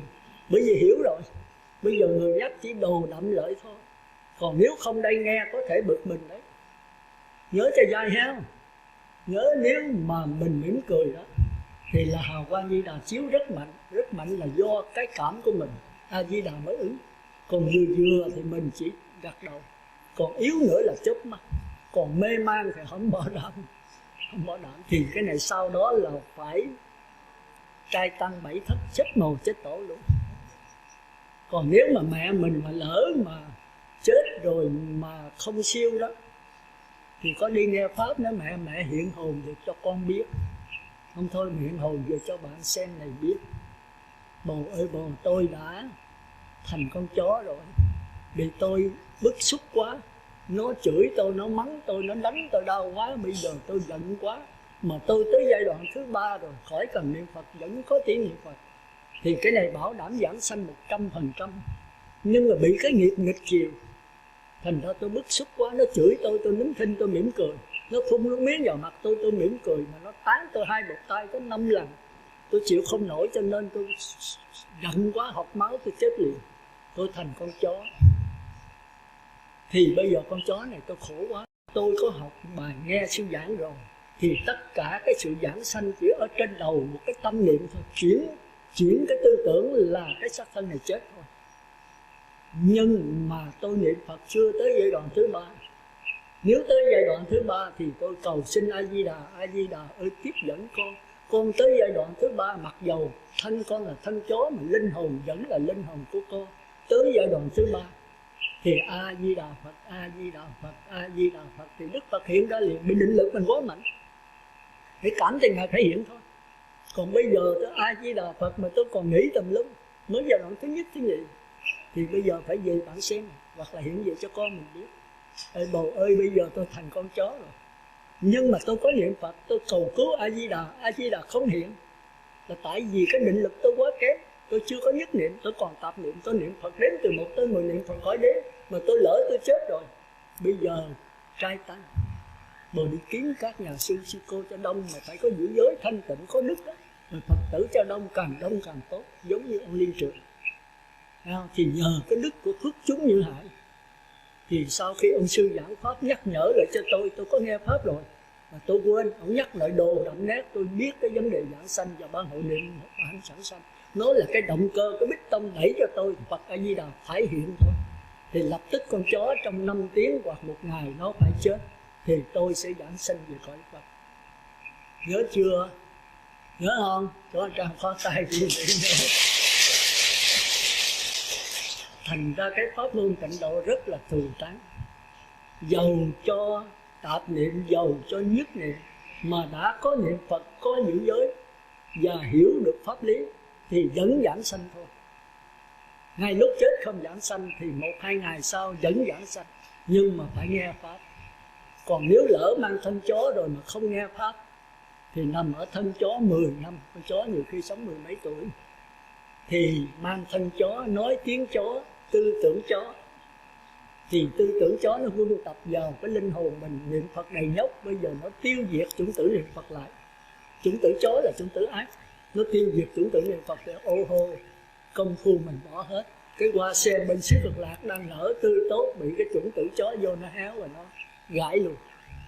Thế là bắt đầu từ chó trở lên tu lại. Còn nếu nghe pháp như vậy thì nhờ A Di Đà. A Di Đà không hiện ra lỗi ở mình quá kém, nhờ ban hộ niệm này. Thì cái ban hộ niệm phước chúng Như Hải, Đức Phật đã nói vậy. Thì người ta số người ta 70, 100, 200, các nhà sư giảng pháp nữa, người ta đẩy cái bích tông này đó, thì mình đó nương theo đó, mình niệm theo. Cũng như cái con chuột mà nó nương con voi hay con ngựa leo mình đó để nó đi tới chỗ. Cũng như chúng ta nương cái phản lực để mà đến chỗ. Chúng ta không thể bay được thì phải nương nhờ phản lực, nương nhờ đại chúng. Thì lúc bấy giờ A Di Đà phải hiện thôi. Mà Di Đà đã hiện đưa cái bông sen thì nhớ nghĩ tưởng của con chó này, linh hồn là của mình. Còn đầy nhóc con chó này còn đầy nhóc chủng tử niệm Phật, thì cái nhớ nghĩ tưởng nhập vào cái bông sen đó. Thế là con chó này chết liền lập tức, chỉ trên một cái tâm niệm cuối cùng thôi. Hiểu kịp không? Thành ra tu tịnh độ, nếu mà hiểu rồi ai cũng giảng sanh được hết. Phải có giữ giới, phải có niệm Phật, dầu tạp niệm hay nhất niệm. Mà nhất niệm thì khỏi cần ban hộ niệm. Nhưng mà có ban hộ niệm, nếu mình giảng sanh về trung phẩm, ban hộ niệm giúp cho mình lên thượng phẩm. Còn nếu tạp niệm mà không giảng sanh, ban hộ niệm giúp mình giảng sanh. Nếu mình có niệm Phật, thành ra pháp môn niệm Phật làm gì làm cũng giảng sanh thôi. Nhớ không? Nói vậy là xong. Cho Tràng bó tay đi. Để khoái. Tôi về Cực Lạc mà không có mặt cô là cô biết tôi. Thấy không? Giờ cái gì cũng vỗ tay cô này với cô Mỹ giống hệt à. Mà không biết có giảng sanh không. Tha thiết lắm. Bữa đó cô xuống thỉnh tôi, cô nói một câu là tôi không muốn xuống Vĩnh Châu này nữa. Tôi giảng về qua niệm Phật Bát Nhã đó, niệm Phật theo tự tánh Di Đà. Con không hiểu nha, có nghĩa là con không hiểu. Rồi con nói sao biết không? Thôi lão siết niệm Phật. Con nghe con không hiểu gì hết. Thôi giờ con lão siết niệm Phật. Tức là niệm Phật theo mấy bà già trầu đó. Không cần biết gì hết đó, cứ tin Phật A Di Đà thì có đó giảng sanh dễ dàng. Nhưng mà thời buổi này khác với thời buổi của hồi xưa của ông bà chúng ta. Ông bà chúng ta thì thời đó ít có học. 10 người đó thì dốt hết 9 rồi. Phải vậy không? Mấy người vợ của hồi xưa, ông bà, ông cố, ông nội, ông ngoại, bà cố, bà ngoại, mẹ chúng ta, thì cái giấy căn cước đề cái gì biết không? Nội trợ. Thấy không? 10 người đó, 9 người nội trợ rồi. Còn bây giờ là bà giám đốc, bà giám đốc, bà cơ quan, bà này kia, mấy người nữ giờ ra làm việc ngoài rất là nhiều. Thành ra thời buổi này nó khác. Thời buổi này học trò đứa nào nấy cũng lớp 10, 12 không. Mà lão siết niệm Phật làm sao nó chịu. Phải không? Muốn cho niệm Phật là phải giảng như tôi, quả mai nó mới niệm. Còn bây giờ cái tin A Di Đà nhắm mắt mà niệm nó không tu đâu. Phải giảng thế giới cực lạc, thế giới quế độ của tư tưởng này. Cái thế giới cực lạc nó thanh tịnh làm sao chứng minh cái luồng điện, cái linh hồn. Nhiều ông bác sĩ còn không biết linh hồn nữa. Anh tôi cũng vậy. Ông nói thấy bằng mắt, nghe bằng tai, ngửi bằng mũi, nói bằng miệng. Tôi nói không phải. Ông nói vậy thì thấy bằng cái gì? Tôi nói thấy bằng linh hồn. Ông nói linh hồn ra sao? Để xin chứng minh coi. Nếu mà không có lượng điện là tôi không chứng minh được. Ông nói cái gì cũng phải chứng minh lâm sàng, nắm được, rờ được mới được. Nói linh hồn mà linh hồn làm sao? Tôi nói chết là hết đó. Tôi mới thí dụ như nãy đó. Cuối cùng ông ngồi nín thinh. Tôi nói vậy chứ giờ bác sĩ, cái luồng điện có không? Nếu có bác sĩ chỉ cho tôi luồng điện ra sao, bao lớn, nó hình gì, nó màu gì. Nếu bác sĩ không chứng minh được là không có điện sao? Không sẽ. Nếu bác sĩ công nhận là có điện thì phải công nhận rằng có linh hồn. Vì cái ánh sáng bóng đèn này phải là điện không? Mà nếu không có ánh sáng bóng đèn này, bác sĩ nhận được điện không? Cái ánh sáng bóng đèn không phải là điện, nhưng mà nương vào ánh sáng này người ta nhận được cái lượng điện. Tôi đút vô nó có ánh sáng, tôi nó có điện. Bác sĩ chịu không? Nó chịu. Như vậy thì nếu mà con mắt thấy tôi nó có linh hồn, bác sĩ chịu không? Còn bây giờ rút lượng điện ra mà cái bóng đèn còn tốt, tôi nói không có ánh sáng đó. Bây giờ cái linh hồn ra khỏi thể xác rồi mà có con mắt tôi nó không thấy đó. Bác sĩ chịu không? Không linh thinh thôi. Chúng ta thấy nếu mà không chứng minh như vậy là kẹt. Mấy ông học giỏi tự cao lắm. Chết là hết. Không có linh hồn, chết là hết. Bây giờ nghĩa trang liệt sĩ tùm lum hết. Bây giờ thì cái bộ đội về ngập lấy cái phần xác đi kêu con muốn tu sư ơi, con khổ quá, con có linh hồn. Rồi nó có linh hồn sao? Chứ không phải chết hết sao? Có linh hồn.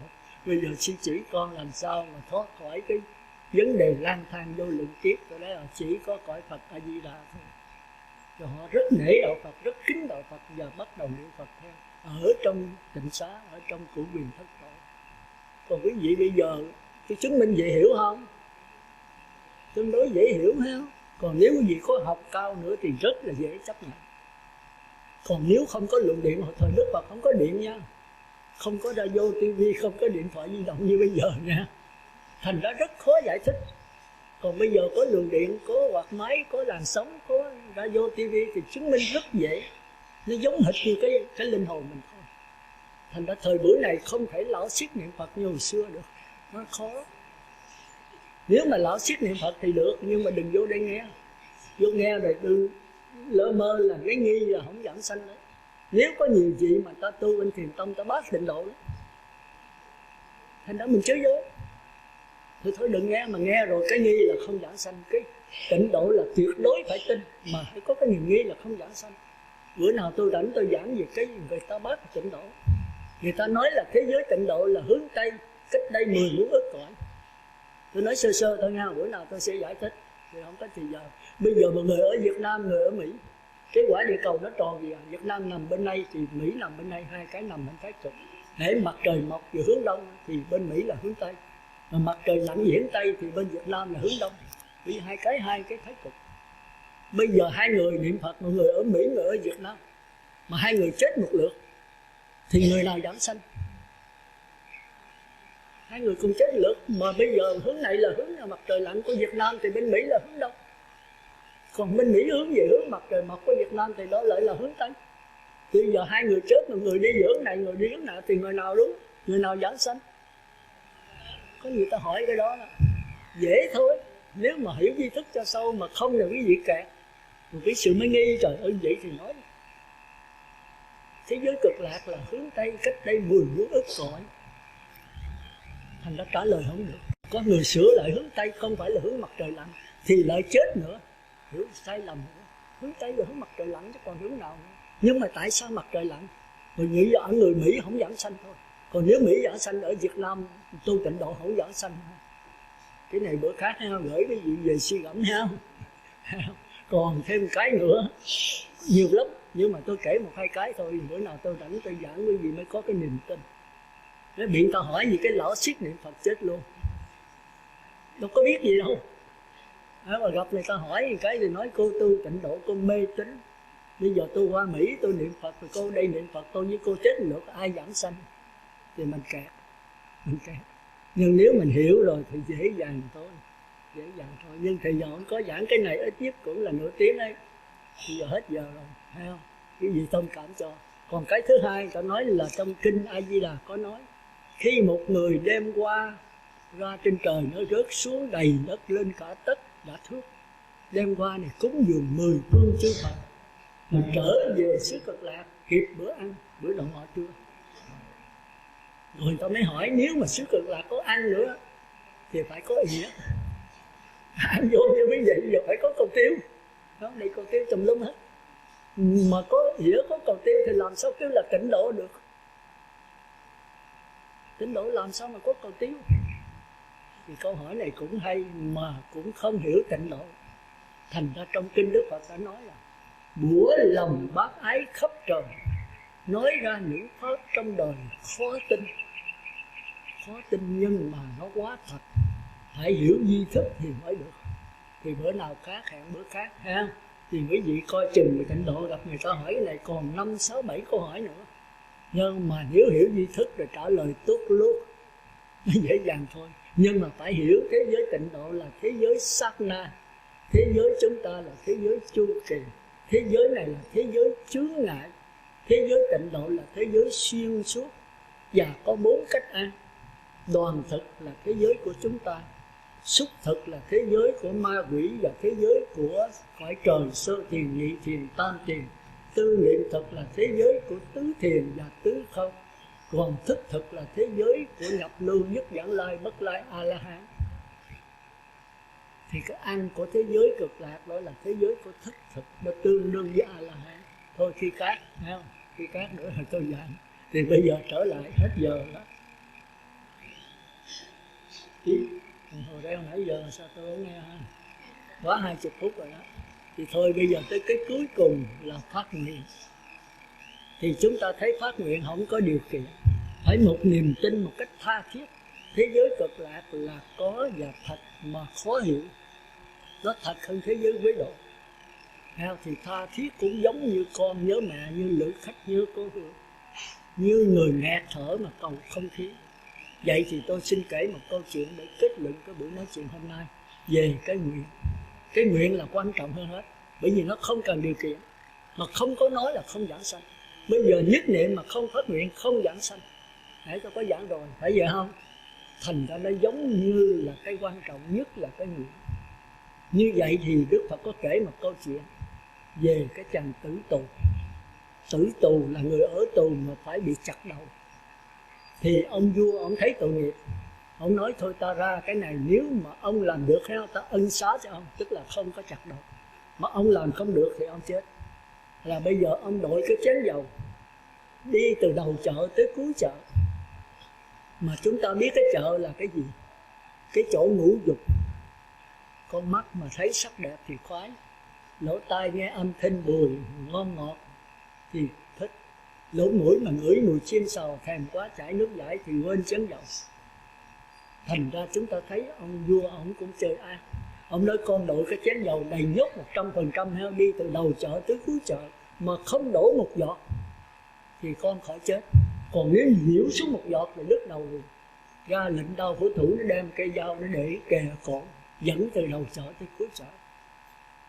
Thì bây giờ người tử tù nào muốn khỏi chết phải làm sao? Bởi vì con người, với tôi nói nãy vậy là có 6 căn. 1 là mắt, 2 là tai, 3 là lỗ mũi, 4 là cái miệng, 5 là cái thân. Mà hãy mắt thấy sắc đẹp thì nó ưa, nó chịu. Tai thì thường nghe những điệu âm thanh. Thì bây giờ hãy mắt thấy sắc đẹp thì nó quên cái chén dầu. Thế là đứt đầu. Rồi cái lỗ tai mà nghe ca giọng cổ tân nhạc đồ khoái quá mà quên cái chén dầu thì đứt đầu. Cái lỗ mũi mà mũi người chiên xào với mũi mùi thơm, có dầu thơm là sức ướp này kia là đó, thì quên cái chén dầu thì đứt cái đầu. Cái miệng mà thích nói chuyện, tao hỏi đi đâu mà hả miệng nói nhớ cái quên chén dầu. Hoặc là thích ăn đồ ngon, nghe cái mùi chiên xào nước giải chảy ra thì quên cái chén dầu, đứt đầu. Cái thân mà đi là thấy người ta hát hay quá, muốn nhảy tiếp, muốn múa đứt cô đứt cậu gì đó thì đứt chén dầu đổ thì đứt đầu. Vậy thì chàng tử tù này muốn khỏi chết phải làm sao? Phải có mắt như là biết, có tai như là có mắt như là đu, có tai như là biết, có mũi như là nghe, có miệng như là câm.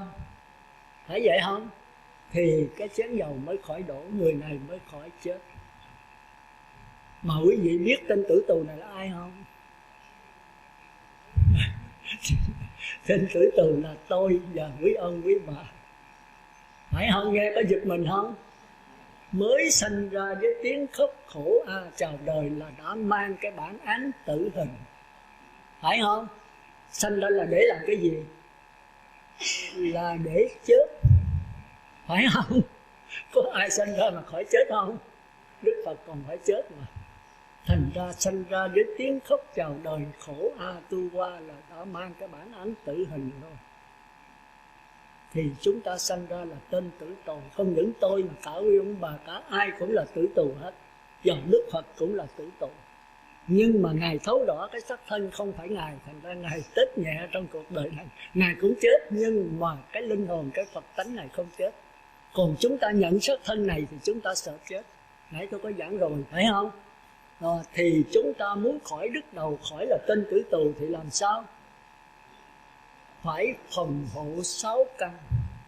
Mắt, tai, mũi, lưỡi, thân, ốc. Đừng có chạy theo cái sắc hình hương dụng xúc. Đừng có chạy theo ngũ dục. Ngũ dục là gì? Là sắc, tài, danh, lợi, ăn uống, ngủ nghỉ. Sắc là sắc đẹp. Thấy cái sắc đẹp của người khác thái khoái. Thấy đồ gì mà tốt đẹp là thích. Tai thì thích nghe tiếng âm nhạc dịu dàng. Lỗ mũi thích ngửi mùi thơm. Cái miệng thích ăn đồ ngon. Cái chân thì thân thể sức ướp, mặc đồ đẹp, thoa dồn sức dầu son nhiều đủ thứ đó, thoa son dồn phấn rồi thì đứt đầu. Thành ra phải phòng hộ 6 căn. Mà phòng hộ 6 căn thì sao? Cái chén dầu là gì? Ai biết chén dầu là gì? Mắt, tai, mũi, lưỡi là phải phòng hộ rồi đó. Chúng ta là tên tử tù. Muốn khỏi chết là phải giữ mắt, tai, mũi, lưỡi, thân, ý. Và cái chén dầu là gì? Hả? Ai nói linh hồn đưa tay lên à? Rồi có cô này mình là ai nữa? Vậy thì nếu là linh hồn thì đi cạo đầu, đi gội đầu đi. Không phải linh hồn thì là cái gì nè? Tối hù. Ví dụ giờ muốn khỏi sanh tử, muốn khỏi đầu tay thì lấy làm cái gì nè? Phải giữ cái chén dầu. Phải vậy không? Nhớ, luôn luôn nhớ tới chén dầu. Hễ mà quên chén dầu thì con mắt thích sắc đẹp. Mà quên chén dầu thì cái lỗ tai thích nghe âm thanh hay. Quên cái chén dầu thì lỗ mũi thích ngửi mùi thơm. Quên cái chén dầu cái miệng thích nói, thích ăn đồ ngon. Phải vậy không? Vậy chén dầu là cái gì? Hả? Ai nói lớn lên chút. Hả? Nhất niệm, đi gội đầu đi. Dở quá. Đúng ra là tôi cạo đầu hết á. Cái này là nghe nãy giờ mà không biết chén dầu là cái gì. Ví dụ sanh tử luân hồi là do cái gì? Cái chén dầu tức là 4 chữ hoặc 6 chữ A Di Đà Phật. phải không? Hễ mà quý vị nhớ tới con mắt xếp dần sắc đẹp thì nói A Di Đà ơi, đèn nó xuống. Con nhớ A Di Đà, con không nhớ tới sắc đẹp đó. Lỗ tai thích nghe âm thanh, biết rất là luân hồi sinh tử, A Di Đà Phật cứu con. Cái lỗ mũi thích ngửi mùi thơm thì biết đấu phóng là A Di Đà ơi cứu con. Thành ra chúng ta thấy bên Thiên Chúa vậy đó, phải đụng một cái Chúa ơi, thì chúng ta đụng một cái A Di Đà Phật ơi, kéo A Di Đà tới để mà quên đi những cái đó, đạp những cái ác niệm ra, kéo A Di Đà vô. A Di Đà ơi cứu con, thì A Di Đà chính là cái chén dầu, mà A Di Đà quên mất là cái chén dầu bị đổ, phải không? Mà chén dầu đổ thì sao? Thì cái đầu mình đứt luôn. Mà nếu chén dầu không đổ thì sao? Thì cái đầu còn sống vĩnh viễn, không bao giờ chết nữa. Thành ra cắn chặt 4 chữ hoặc 6 chữ A Di Đà thì chúng ta sẽ được trường sanh bất tử. Đó là thế giới cực lạc của Phật A Di Đà. Hiểu kịp không? Như vậy thì là xong. Cho tràng phó tay để nhớ. Thì bây giờ dù muốn dù không cũng cắn chặt 4 chữ A Di Đà hoặc là 6 chữ A Di Đà thì cuộc đời mình sẽ được giảng sanh thôi. Mà muốn cắn chặt cái đó thì mắt phải làm sao? Mắt phải đuôi, tai phải biết. Đuôi đây không phải là đuôi thiệt, nên về lấy đồ câm cái con mắt đuôi lại, tôi không phải nói vậy à. Tức là thấy sắc đẹp đừng có chạy theo nó. A Di Đà ơi con sợ lắm, con nhớ A Di Đà thôi, con không nhớ nó. Nghĩa là con không ghiền nó nữa. Không ghiền tức là vẫn uống cà phê mà không ghiền, đó là nhờ A Di Đà. Nhớ là nếu tôi kẹt ghiền cà phê thì sao? Phật A Di Đà không rước tôi. Thành ra khi mà cà phê khoái quá, nó đậm, nó làm cho tôi sai, tôi nhớ tới A Di Đà thôi, tao không thèm, tao thèm A Di Đà. Thấy không? Thì nghe tiếng tân nhạc đồ khoái lỗ tai quá, nó phải lỗ tai là chết, mình xuống bốn đường ác.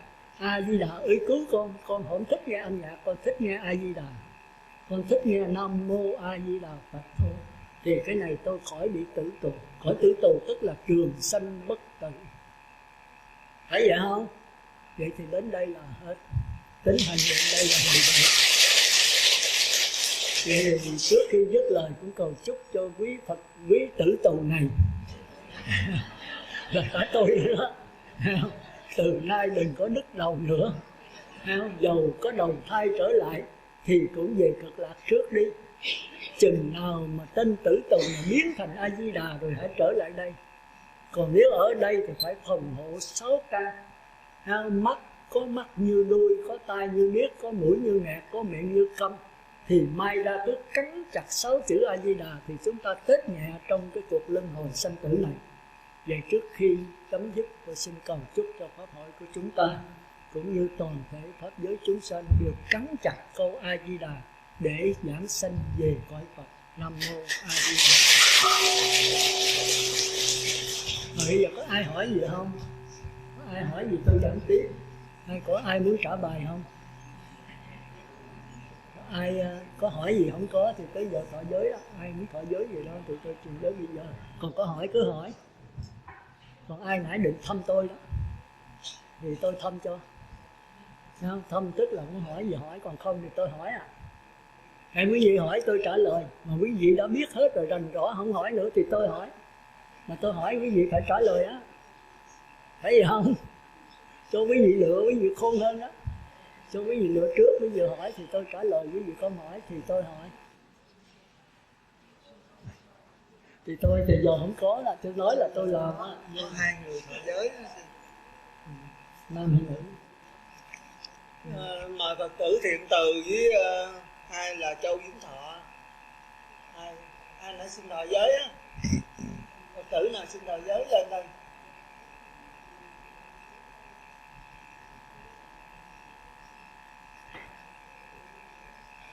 Bây giờ sẵn có sư đây mà kính mời Phật tử nào thọ giới lên đây thọ giới luôn.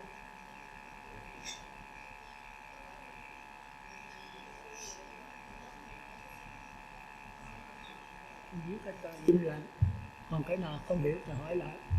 Mà đã phát tâm thọ giới thì phải cố giữ nha. Với tôi không có điều kiện gì hết, về vẫn sống như cũ. Nhưng mà xin thưa rằng cố gắng giữ giới. Mà nếu không giữ cũng không sao, nhưng mà sẽ bị ở tù thôi. năm giới mà mình không giữ thì công an nó kiếm mình, và mình sẽ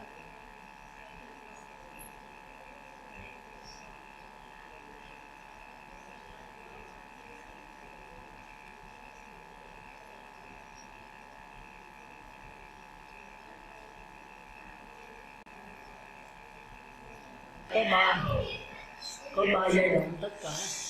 Các vị yên lặng để nghe chưa? Giai đoạn thứ nhất là tán thán Đức Phật Thích Ca, tức là nhờ Phật Thích Ca quý vị mới biết tọa giới, biết tu hôm nay, và tôi mới ngồi đây. Thì Đức Phật Thích Ca đã thấy cái đạo khổ của chúng sanh, sanh già bệnh chết tám khổ, và Ngài đã thoát khỏi cái khổ. Ngài mới đem cái sự tu tập của Ngài giảng dạy lợi cho quý vị. Thì hôm nay tôi trùng tuyên lại, thành ra trước khi mà quy y Tam Bảo, thọ trì năm giới, chúng ta phải kính trọng và tán thán Ngài. Đó là giai đoạn thứ nhất. Còn giai đoạn thứ hai là quy y Tam Bảo. Quy là trở về, y là nương tựa. Chúng ta như người lạc ở trong rừng, chúng ta như người đi giữa biển không biết đường dài, mà Đức Phật đã vào trước rồi và chỉ con đường cho mình. Cho nên mình phải trở về nương tựa nơi Phật, Pháp và Tăng, là ba ngôi quý báu nhất trên đời. Dầu cho vua chúa, dầu cho cái gì cũng không bằng Phật Pháp Tăng. Nhưng mà có sự và có lý. Sự là nói riêng, còn lý là chỉ chung. Sự đó Phật Thích Ca có mình Ngài ở cõi này thôi, cũng như trong nước có một ông vua thôi. Vậy quy y sự tức là quy y Phật Thích Ca. Còn cái lý đó là Phật tánh. Phật đã nhận được Phật tánh cho nên Ngài thành Phật. Mình cũng có Phật tánh mà chưa nhận, nãy tôi có giảng rồi. Thành ra quy y lý là ai cũng có Phật tánh hết. Phật đã nhận được Phật tánh cho nên thành Phật. Mình đang nhận và sẽ nhận. Thì hôm nay thọ giới là mình đang nhận đấy, đang thực hành con đường để thành Phật như Đức Phật Thích Ca. Thì đó là cái lý. Còn Pháp đây tức là lời Đức Phật giảng trong 49 năm được ghi vào kinh điển. Thì kinh điển nào mà chỉ chúng ta thoát luân hồi sanh tử, chỉ chúng ta đừng dính mắc, đừng ghiền cái cuộc sống này, thì kinh điển đó là của Phật. Còn Pháp về lý đó tức là cuộc sống này, sống trong cuộc sống mà mình không dính mắc, đó là Pháp. Còn Tăng đây là đệ tử Phật như tôi, 4 vị tỳ kheo 250 giới đầu tròn áo vuông, sống hòa hợp với nhau, đó là cái sự. Thì tôi là Tăng. Còn quý vị thì không phải là Tăng sự. Nhưng mà ai thấy được Phật tánh và sống trong cuộc đời không dính mắc, không tham sân si, người đó là Tăng. Dầu cho tôi mà chưa xuất gia rồi là Tăng sự, nhưng mà còn tham sân si về cái lý tôi chưa phải. Còn quý vị thì Tăng sự không phải, không có mặc đầu tròn áo vuông áo vàng, nhưng quý vị dứt tham sân si thì quý vị theo lý quý vị là Tăng. Tức là ai thấy Phật tánh thì sống trong cuộc sống này không dính mắc, không ghiền cái gì hết. Mà không ghiền thì không có sân, mà không sân thì do không có tham, không tham không sân thì do đó không có si mê. Hiểu kịp ha? Thành ra sự đó là Phật Thích Ca, Pháp là cái kinh điển để lại, còn Tăng đó là đệ tử Phật xuất gia. Còn cái sự của lý đó là Phật tánh ai cũng có chung hết, và Pháp là cuộc sống này ai cũng sống cuộc sống giống nhau. Mà ai dính mắc thì người đó không phải là Pháp Phật mà Pháp trời thôi. Còn Tăng là đệ tử xuất gia như tôi. Còn cái lý là Phật tánh, nếu ai thấy được Phật tánh thì dầu cư sĩ, dầu xuất gia đều là Tăng. Vậy quý vị nhớ ha, hiểu được Phật Pháp Tăng về xử lý rồi, chúng ta quy y sự trước, rồi chúng ta tu tập, chúng ta sẽ đạt cái lý, chúng ta đã thành Phật như Đức Phật. Nhưng mà trước khi vậy chúng ta phải quy y sự bằng cái sự trước, quy y ông Phật Thích Ca, quy y ông sư, để rồi chúng ta làm sư, chúng ta làm Phật. Thì cái đó là qua lý ha, phải có sự mới qua lý được. Còn cái thứ ba là thọ trì năm giới, thì hồi nãy tôi có giảng rồi. Nhất là không sát sanh mà phải phóng sanh. Thứ nhì không trộm cắp mà phải bố thí. Thứ ba là không tà dâm mà phải tiết dục. Thứ tư là không nói dối mà phải nói lời chân thật và dịu hòa. Thứ năm là không ghiền các chất sai mà phải quán cuộc đời là vô thường, vô ngã, khổ đau. Tôi khỏi giảng lại ha, cái đó nãy ở đây có nghe hết rồi, để cho thì giờ truyền giới tôi cũng mệt rồi, có khỏi giảng. Thì đó là xong 3 giai đoạn. Bây giờ có ai hỏi gì không? Thì tôi đã nói rồi, thọ giới này không có điều kiện gì với tôi hết. vẫn sống như cũ, vẫn muốn đi chùa nào thì đi, muốn đi tịnh xá nào thì đi, muốn đi cao đài hòa hảo Thiên Chúa thì đi, không có cấm cản, đạo Phật không cấm cản. Nhưng xin đừng đến chỗ đồng bóng, đừng đến chỗ chính trị. Người ta nói về việc nước chính trị, người tu là không có liên can đó, bỏ đi lánh xa. Rồi đó đồng bóng thiên cơ đó là ma, mình gần nó sẽ nhập mình, phải lánh xa. Còn quý vị không lánh thì nó nhập quý vị đáng chịu. Tôi chỉ khuyên thôi, nếu quý vị không lánh là quý vị chịu lấy. Còn quý vị nghe người ta giảng chính trị này kia rồi chính quyền bắt quý vị, phải lánh xa thôi. Còn Thiên Chúa cao đài là cái đạo của cõi trời, quý vị đang ở cõi trời, Đức Chúa Trời đó là cõi trời của quý vị. Quý vị chưa thành Phật thì quý vị là đệ tử của trời, thì đến nghe ông trời cũng được thôi. Còn bên Phật đó thì Phật là không có, Phật thì chúng ta phải làm Phật, Phật thì cao hơn trời, Phật là thánh nhân. Còn Đức Chúa Trời là cõi trời, quý vị bây giờ là cõi trời đó. Nhưng mà vua của quý vị đó tức là Ngọc Hoàng Thượng Đế hay là Đức Chúa Trời, thì cõi đó thấp hơn. Quý vị còn thưởng phạt. Nếu nghe lời Đức Chúa thì Đức Chúa cho lên thiên đường ở đó vĩnh viễn. Còn cãi lời Đức Chúa dìm xuống địa ngục, sống đời đời trong quả ngục. Còn Phật không có phạt ai hết, không tưởng ai hết. Mình đi thì mình thành Phật. Đức Chúa Trời có mình Đức Chúa thôi nha. Ai mà làm Đức Chúa Trời là phạm thượng. Trong Kinh Thánh mấy ông cha và mấy mục sư là có mình Đức Chúa thôi. Còn Phật thì ai cũng là Phật hết. Ta là Phật đã thành, các con là Phật sẽ thành và đang thành. Còn Đức Chúa Trời nói mình làm Chúa là kẻ. Chúa sanh ra tất cả muôn loài mà không ai sanh ra Chúa hết. Đó tôi học trường Công giáo mà. Thì ông cha giảng cười lắm. Còn ông cha ăn thịt chó. Rồi thầy kêu tôi là Chủ nhật đó là em đi ăn mọc tồn với thầy. Rồi tôi nghe mọc tồn tôi không biết là cái gì. Ông cha nói em ngu quá. Mọc là cây, tồn là còn. Là cây còn. Cây còn là con cày. Con cày là con chó, người Bắc kêu con chó mà con cày. Thì tôi nói vậy chứ cha tu là mà sao còn ăn thịt chó sao? Nói Chúa sanh ra tất cả loài thú để cho mình ăn, nếu không ăn nó đầy đường hết. Thành ra hồi xưa tôi 30 ngày mặn, một tháng 30 ngày mặn. Rồi tới sau này tôi thấy là cho đá gà đó, lòi cái ruột ra đút vô, rồi đá nữa tới chết thôi. Rồi thấy người ta đập đầu bò, tôi thấy khổ. Rồi tôi mới tìm các sư, tôi hỏi gặp các sĩ mới giảng tôi nghe.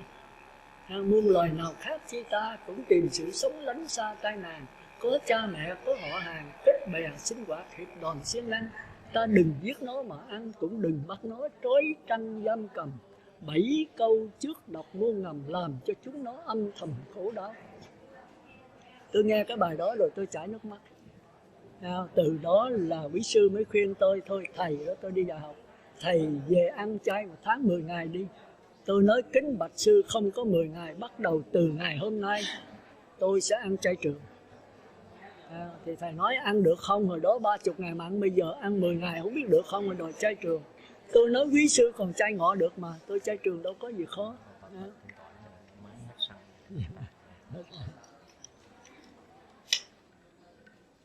Đó, từ đó thì tôi bắt đầu về là tôi ăn chay trường. Thì tôi mới thấy là cái trước tôi có tu, ý chí tôi mạnh lắm. Không biết thì thôi, biết là tôi làm liền. Hồi đó bà thí chủ tôi ăn chay có 10 ngày à. Tôi ngạo bà hoài. Mà bà không có giải thích được. Cứ như mấy ông bà bây giờ hỏi tại sao ăn chay mà có thể trả lời không được. Bữa nào phải hiểu không? Rồi sẵn có thì giờ tôi giảng luôn, mấy người này biết không? Tại sao ăn chay biết không? Không biết. Mê tín đó. Bây giờ tôi giảng rồi nhớ ha, ăn chay có 6-7 điều lợi.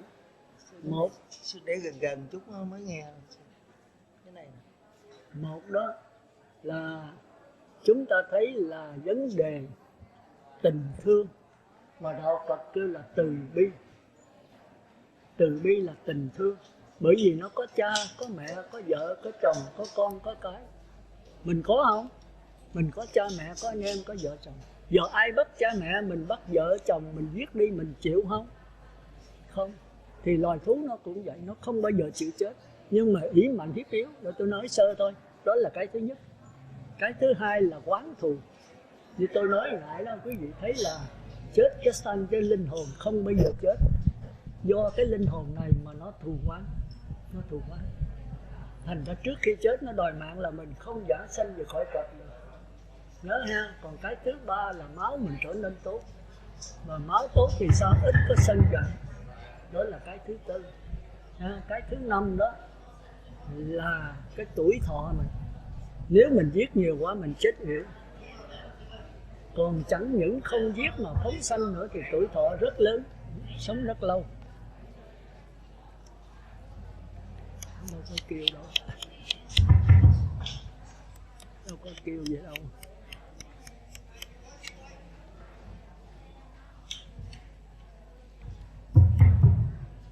Thì chúng ta biết rằng do mấy điều kiện đó. Thứ nhất là tình thương, đạo Phật kêu là từ bi. Thứ hai là quan trái thù oán như tôi nói nãy đó. Nếu mình giết là nó sanh con mình, nó phá mình tàn gia chu lục luôn. Còn nếu mình phóng sanh thì nó là đứa con đại hiếu. Thì cuộc sống này là ân đền quán trả. Nhớ ha, đừng có buồn. Tại mình tạo nghiệp thì phải chịu. Nhưng mà Phật tử có ngồi đó khóc không? Phải chịu nghiệp. Nhớ ha, phải làm thiện. Nếu mình độ nó không được là tại vì mình tạp niệm. Còn nhất niệm thì độ được. Nhưng mà tạp niệm bây giờ phải làm sao? Cầu cứu với các nhà sư, các sư cô, những người có đức thì khuyên nó nghe. Chứ đừng cầu cứu với công an nha. Cầu cứu công an là gây tình quá. Nói là tức mình, nó trả thù mình rồi. Bây giờ mình kêu công an bắt nó.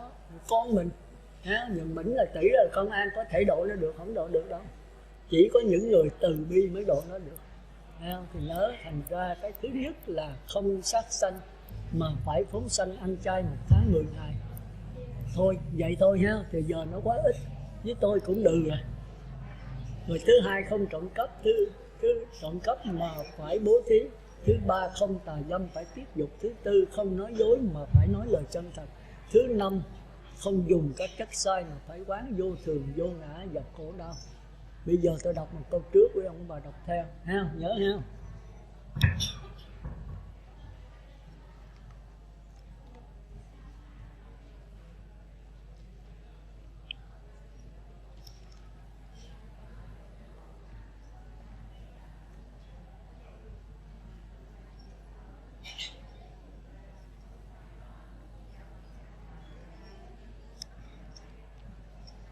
Con đem hết lòng thành kính,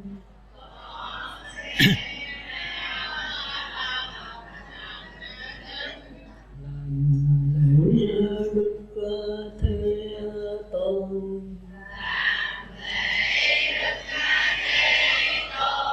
Ngài là bậc ưng cúng cao thượng.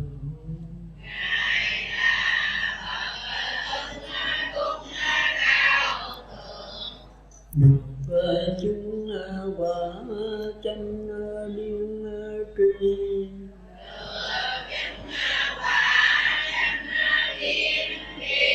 do Ngài tự ngộ. Chắp tay chứ. Không thầy chỉ dạy, lễ một lễ. Biết lễ không? Cô nào chỉ ra dùng đó. Để cái tay ngửa ra, để chữ V, và cái đầu đặt ở trên cái tay đó, đó là lại. Còn gì là xá, còn lại là cái tay ngửa là chữ V, và cái đầu, cái trán để trên đó. Cái đó gọi là lại, còn cái kia là xá. Con đem hết lòng thành kính, con đem hết lòng thành kính, làm lễ Đức Thế Tôn, làm lễ Đức Thế Tôn. Ngài là bậc ưng cúng cao thượng.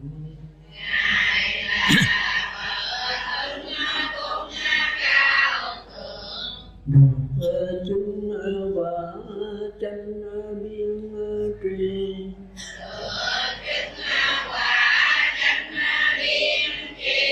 do Ngài tự ngộ. Không thầy chỉ dạy, đó là tán thán Đức Phật Thích Ca, tức là đứng từ phụ của chúng ta đó. Còn sau đây là phần thứ hai là quy y Tam Bảo, trở về nương tựa ba ngôi báo Phật, Pháp và Tăng. Tôi xin đọc một câu trước, quý ông bà đọc theo. Con đem hết lòng thanh kính,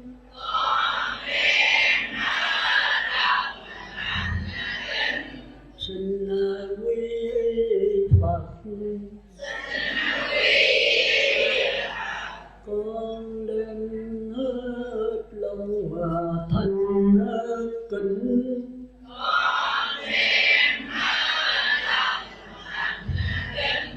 xin quy y Pháp, con đem hết lòng thanh kính,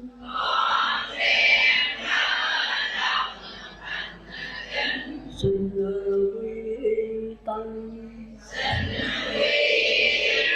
Lễ một lễ, cái tay ngửa lên, cái đa trái lên đó.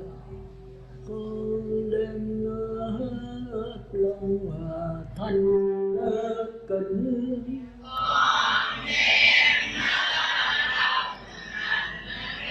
xin quy y Phật lần thứ nhì.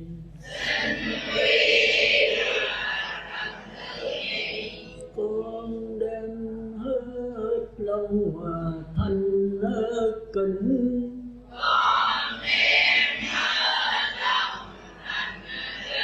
xin quy y Pháp lần thứ nhì.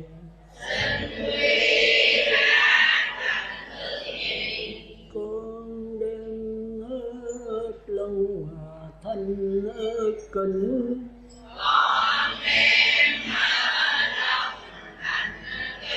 xin quy y Tăng lần thứ nhì. Lễ một lễ. Con đem hết lòng thanh kính,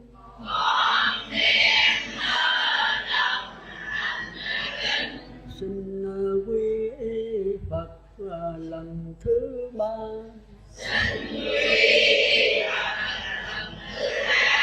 Con đem hết lòng thanh kính,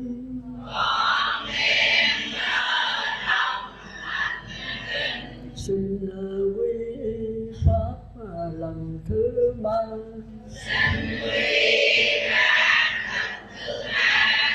Con đem hết lòng thanh kính, xin quy y Tăng lần thứ ba. Lễ một lễ, đó là quy y Tam Bảo tròn đủ có bấy nhiêu. Sau đây là phần thứ ba, tức là thọ trì 5 giới. Tôi xin đọc một câu trước, quý ông quý bà đọc theo. Con xin vâng giữ điều học, con xin vâng giữ điều học, là cố ý tránh xa, là cố ý tránh xa, sự giết thác loài sanh mạng, sự giết thác loài sanh mạng. lễ một lễ. Con xin vâng giữ điều học, con xin vâng giữ điều học, là cố ý tránh xa, là cố ý tránh xa, sự trộm cắp, lễ một lễ. Con xin vâng giữ điều học, con xin vâng giữ điều học, là cố ý tránh xa, là cố ý tránh xa, sự tà dân để một lẽ con xin vâng giữ điều học con xin giữ điều học là cố ý tránh xa là cố ý tránh xa sự tà dâm để một lẽ con xin vâng giữ điều học con xin giữ điều học là cố ý tránh xa là cố ý tránh xa sự nói dối nói dối để một lẽ con xin vâng giữ điều học con xin giữ điều học là cố ý tránh xa là cố ý tránh xa sự dễ vui uống rượu dễ vui uống lễ một lễ tất cả năm giới là tròn đủ có bấy nhiêu. Tất cả chúng sanh được sanh lên cõi trời cũng nhờ giữ giới, và tất cả chúng sanh được giảng sanh về giảng sanh về cõi Phật cũng nhờ giữ giới, và tất cả chúng sanh được tai qua nạn khỏi, tật bệnh tiêu trừ, phước sanh huệ trưởng cũng nhờ giữ giới, và tất cả chúng sanh được đắc quả nhập niết bàn cũng nhờ giữ giới. Vậy quý ông quý bà cố gắng giữ giới cho đến trọn đời, chớ nên để lắm nhơ. Mô Phật. Phần trì giới đến đây tạm là viên mãn. Bây giờ bắt đầu có pháp danh. Giờ này giờ đặt pháp danh nha. Thì ông Thiện Từ có đây không? Ông ghi lên, ghi lên. Thiện Từ. Tôi đặt pháp danh ông là ông Quỳnh, ông đâu đó ở đó. Đặt pháp danh ông là Châu Bi, lấy ngọc Châu Như, chữ Châu làm cái họ, còn cái Bi là cái tên ông, cái pháp danh ông. Ông là Từ thì phải đi tới Bi. Từ là cứu khổ, Bi, Từ là an vui, Bi là cứu khổ, Bi là của Quan Âm đấy. Thì ông đặt là Châu Bi, ha, là dấn thân vào cứu khổ người Thái. Đại bi quan Thế Âm đấy mà, thì ông là Châu Bi, nhớ ha, Châu Bi. Rồi ông lễ Phật, lễ sư trưởng và các sư chung, rồi ông nghỉ, ông xong rồi đó. Còn Châu Vĩnh Thọ, Châu Vĩnh Thọ là ai ông thấy không? Đặt là Châu Vĩnh Thọ.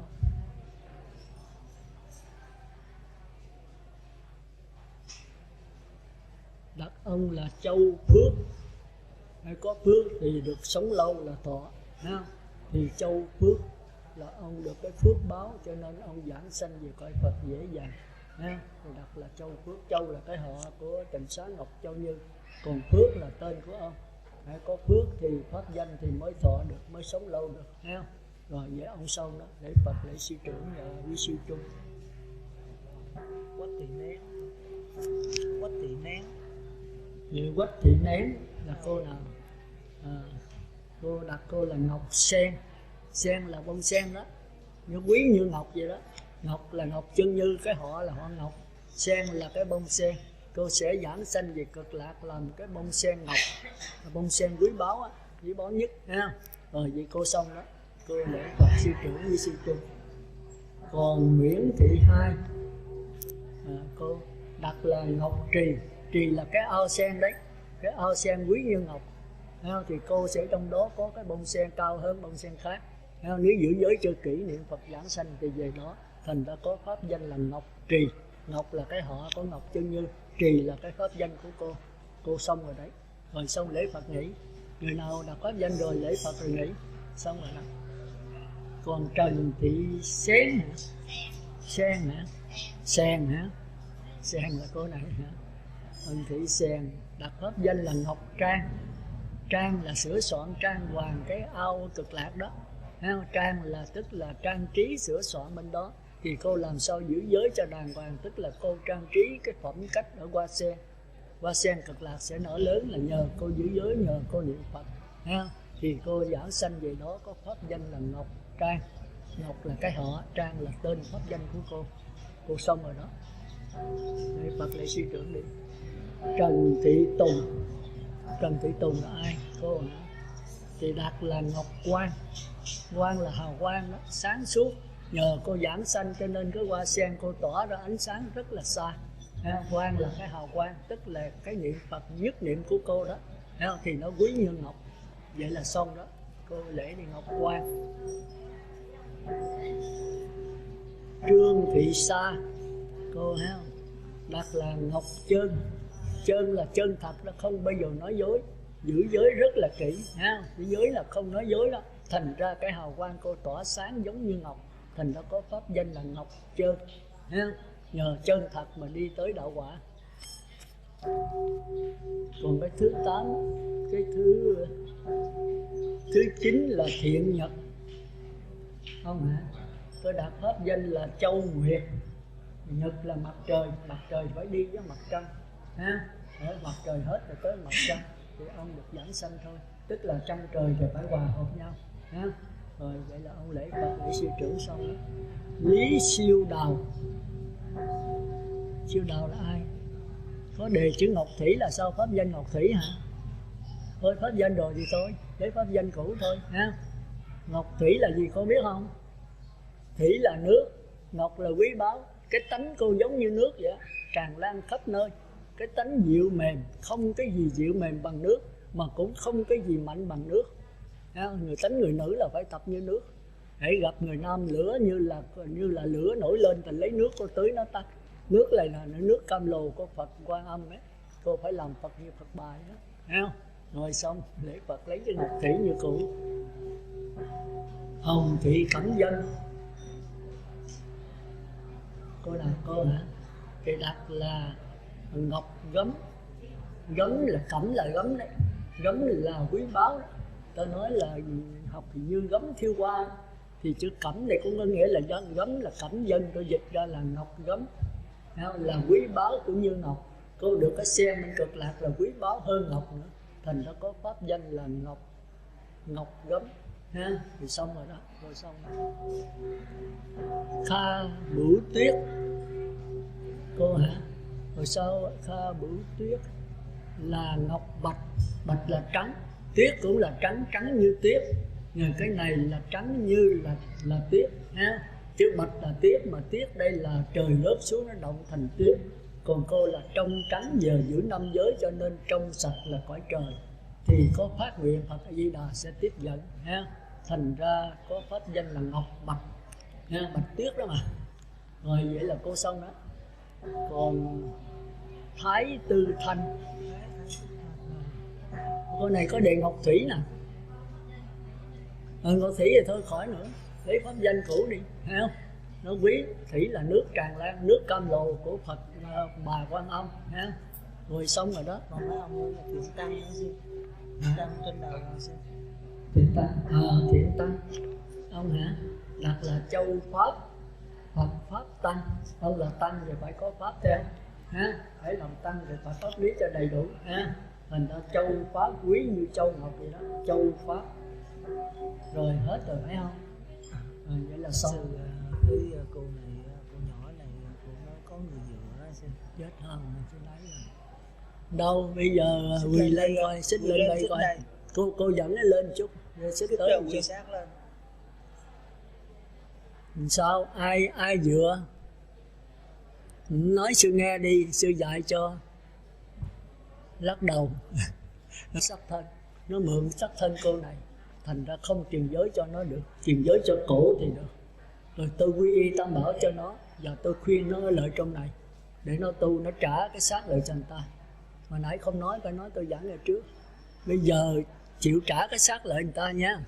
Ở trong củ quyền của cô ni trưởng ở đây, sư khuyên vậy đó. Còn nếu không mượn cái xác người ta tội lắm à. Một cái nhà mà hai chủ là khổ lắm. Cô làm chủ rồi cái xác ta làm chủ, mà xác này của cô đó, của cô Bửu Tuyết nè, thì trả lợi cho cô Bửu Tuyết. Còn cô thì là cái phần xác là chỉ có cái linh hồn thôi.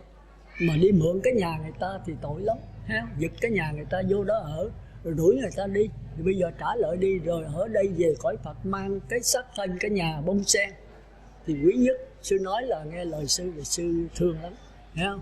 Sư sẽ độ cho. Rồi thỉnh thoảng nghe pháp rồi niệm Phật, cái chừng nào Phật Di Đà hiện ra. Phật Di Đà thì hào quang màu vàng, thấy không? Đầu tròn áo vuông như sư vậy đó, trên tay cầm cái bông sen. Thì đừng mang xác thân trâu bò heo chó, đừng có thai xanh, đừng có nõn xanh là chim gà vịt, đừng có thấp xanh là trùng dế lăng quăng, mà quá xanh. Như sư giảng hồi nãy có nghe mà, phải không? Chịu không? Hả? Mắt trắng giờ, còn chưa giờ sức nha. Sức trả cái xác ta lợi nha, nghe lời sư đi. Rồi sư thương, sư giúp đỡ cho giảng sanh. Sư chú nguyện cho A Di Đà đến tiếp dẫn về cõi Phật. Chịu không? Giờ hứa sư đi, hứa thì sức liền bây giờ. Cho sư kính mến. Nghe đi ngoan ngoãn nghe lời sư. Để không thôi mang cái xác tội lắm, mà sau này quả báo ấy. Gieo cái nhân ác rồi quả báo đâu có hại gì tới sư. Nhưng bổn phận sư là muốn ai nấy cũng phải tu hết, dùng giảng sanh về cõi Phật. Cô trả cái xác lợi cho người ta giảng sanh, rồi cái dông này cũng giảng sanh nữa, thì chúng ta đồng giảng sanh hết. Và tôi sẽ chú nguyện cho cái dông giảng sanh, tôi đem hết công đức của tôi giúp đỡ cho cái dông giảng sanh. Chịu không? Chịu thì hứa đi, hứa suốt ngay bây giờ. Thấy không? Coi chừng nó ngã đó. Thấy không? Bây giờ sức ngay bây giờ, thấy không? Để ở ngay trong cửa quyền này tu, thấy không? Trả cái xác lệnh cho người ta, thấy không? Chịu không? Chịu không? Sư nói nghe đi, thấy không? Chịu thì bây giờ trả cái xác lợi cho anh ta, rồi ở trong cửu quyền của cô Ngọc Chân Như này, ni trưởng đây, tôi sẽ xin với ni trưởng cho cô ở. Rồi mỗi kỳ người ta thuyết pháp đó cô nghe pháp, rồi cô giảng sanh, thấy không? Chịu không? Nghe lời sư đi, ngoan ngoãn đi, thấy không? Sư kính thương, thấy không? Rồi sư giúp đỡ cho giảng sanh, chứ ở mang cái thân trung ấm khổ lắm, thấy không? Bây giờ Phật A Di Đà hiện ra cái bông sen đó, thì cái linh hồn cô là nhớ nghĩ tưởng, cô cứ nhớ Phật, nghĩ Phật, tưởng Phật, thì Phật A Di Đà hiện ra. Chừng nào Phật A Di Đà đưa bông sen thì cái nhớ nghĩ tưởng cô nhập vào đó, thế là cô mang xác thân bông sen tu thành Phật. Ở đó đợi sư nha. Giờ chịu không? Chịu thì bây giờ thăng đi, thấy không?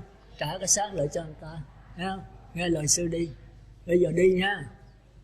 Chịu không? Nín thinh hoài, nghe lời sư đi, bây giờ trả cái xác lại người ta, chứ để tội lắm à. Một cái thân mà tới hai cái xác, cái xác mà tới hai cái linh hồn thì khó tu lắm, thấy không? Nghe lời sư đi, không nói gì hết, nói đi, nói cho sư biết, sư mừng, thấy không? Ngoan ngoãn đi, sư chứng minh cho. Để rồi cô cái dông mượn cái xác này cũng không tu được đâu, mà người bị mượn cũng không tu được, cả hai không ai tu được hết á. Một cái nhà mà hai chủ là khó tu, là nghe lời sư đi, thấy không? Bây giờ mang cái xác thân bông sen, đợi Phật A Di Đà hiện ra, thấy không? Bây giờ cô chưa có xác, thấy không? Thì sẽ mượn cái xác bằng hoa sen, chứ mượn xác thân khác đầu thai nó khổ lắm. Ở đây tu đi, nãy giờ nghe sư giảng pháp hiểu rồi phải không? Gật đầu. Bây giờ đi nha, chịu không? Bây giờ trả cái xác lệnh cho anh ta nha, trả bây giờ ha, sư chứng minh cho nha. Thôi trả đi.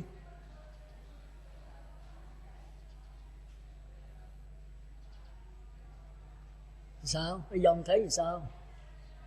Sư muốn cho cái dông thành Phật đó thì về cõi Cực Lạc mới thành Phật được. Bữa nay gặp sư chú nguyện cho A Di Đà sẽ tiếp dẫn nha. Sao? Bây giờ nghe sao?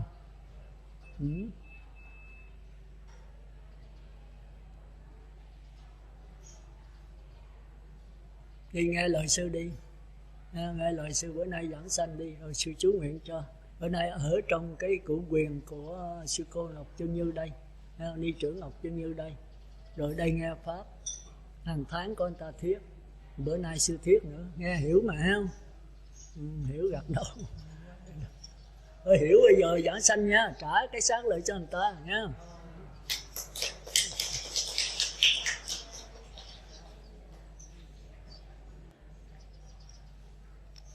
Rồi, vậy là xong đó, để cô tỉnh lại.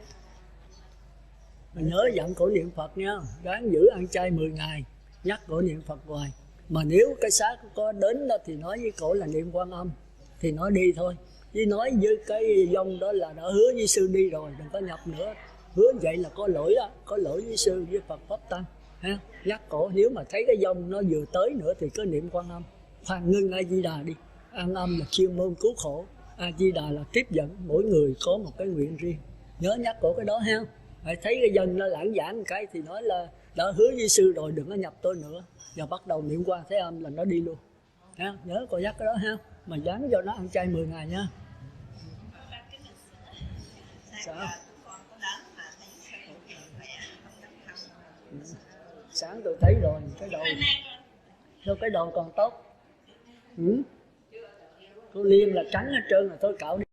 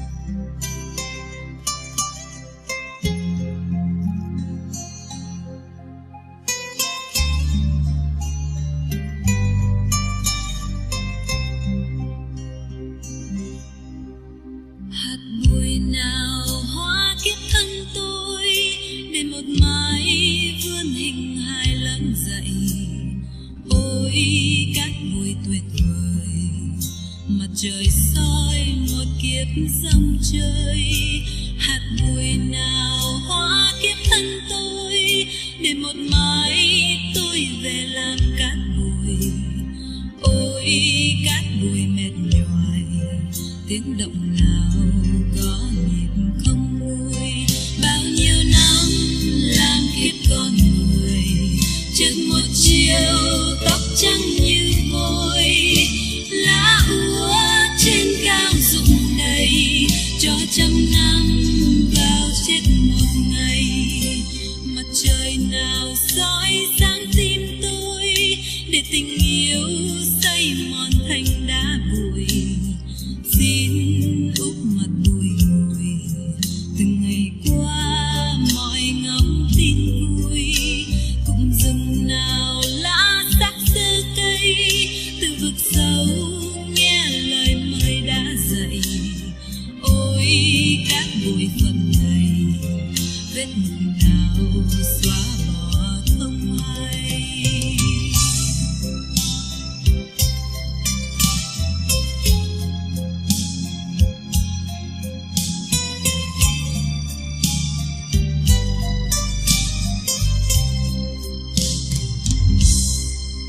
Hạt bụi nào hóa kiếp thân tôi, để một mai vươn hình hài lớn dậy. Ôi cát bụi tuyệt vời, mặt trời soi một kiếp dòng chơi. Hạt bụi nào hóa kiếp thân tôi, để một mai tôi về làm cát bụi. Ôi cát bụi mệt nhoài, tiếng động nào có nhịp không nguôi. Bao nhiêu năm làm kiếp con người, chợt một chiều tóc trắng như vôi, lá úa trên cao rụng đầy, cho trăm năm vào chết một ngày. Mặt trời nào soi sáng tim tôi, để tình yêu xây mòn thành đá bụi.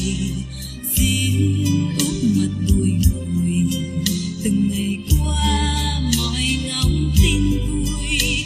Cũng rừng nào lá sắc xưa cây, từ vực sâu nghe lời mời đã dậy. Ôi các bụi phận này, vết mực nào xóa bỏ không hay. Ôi các bụi phận này, vết mực nào xóa bỏ không hay.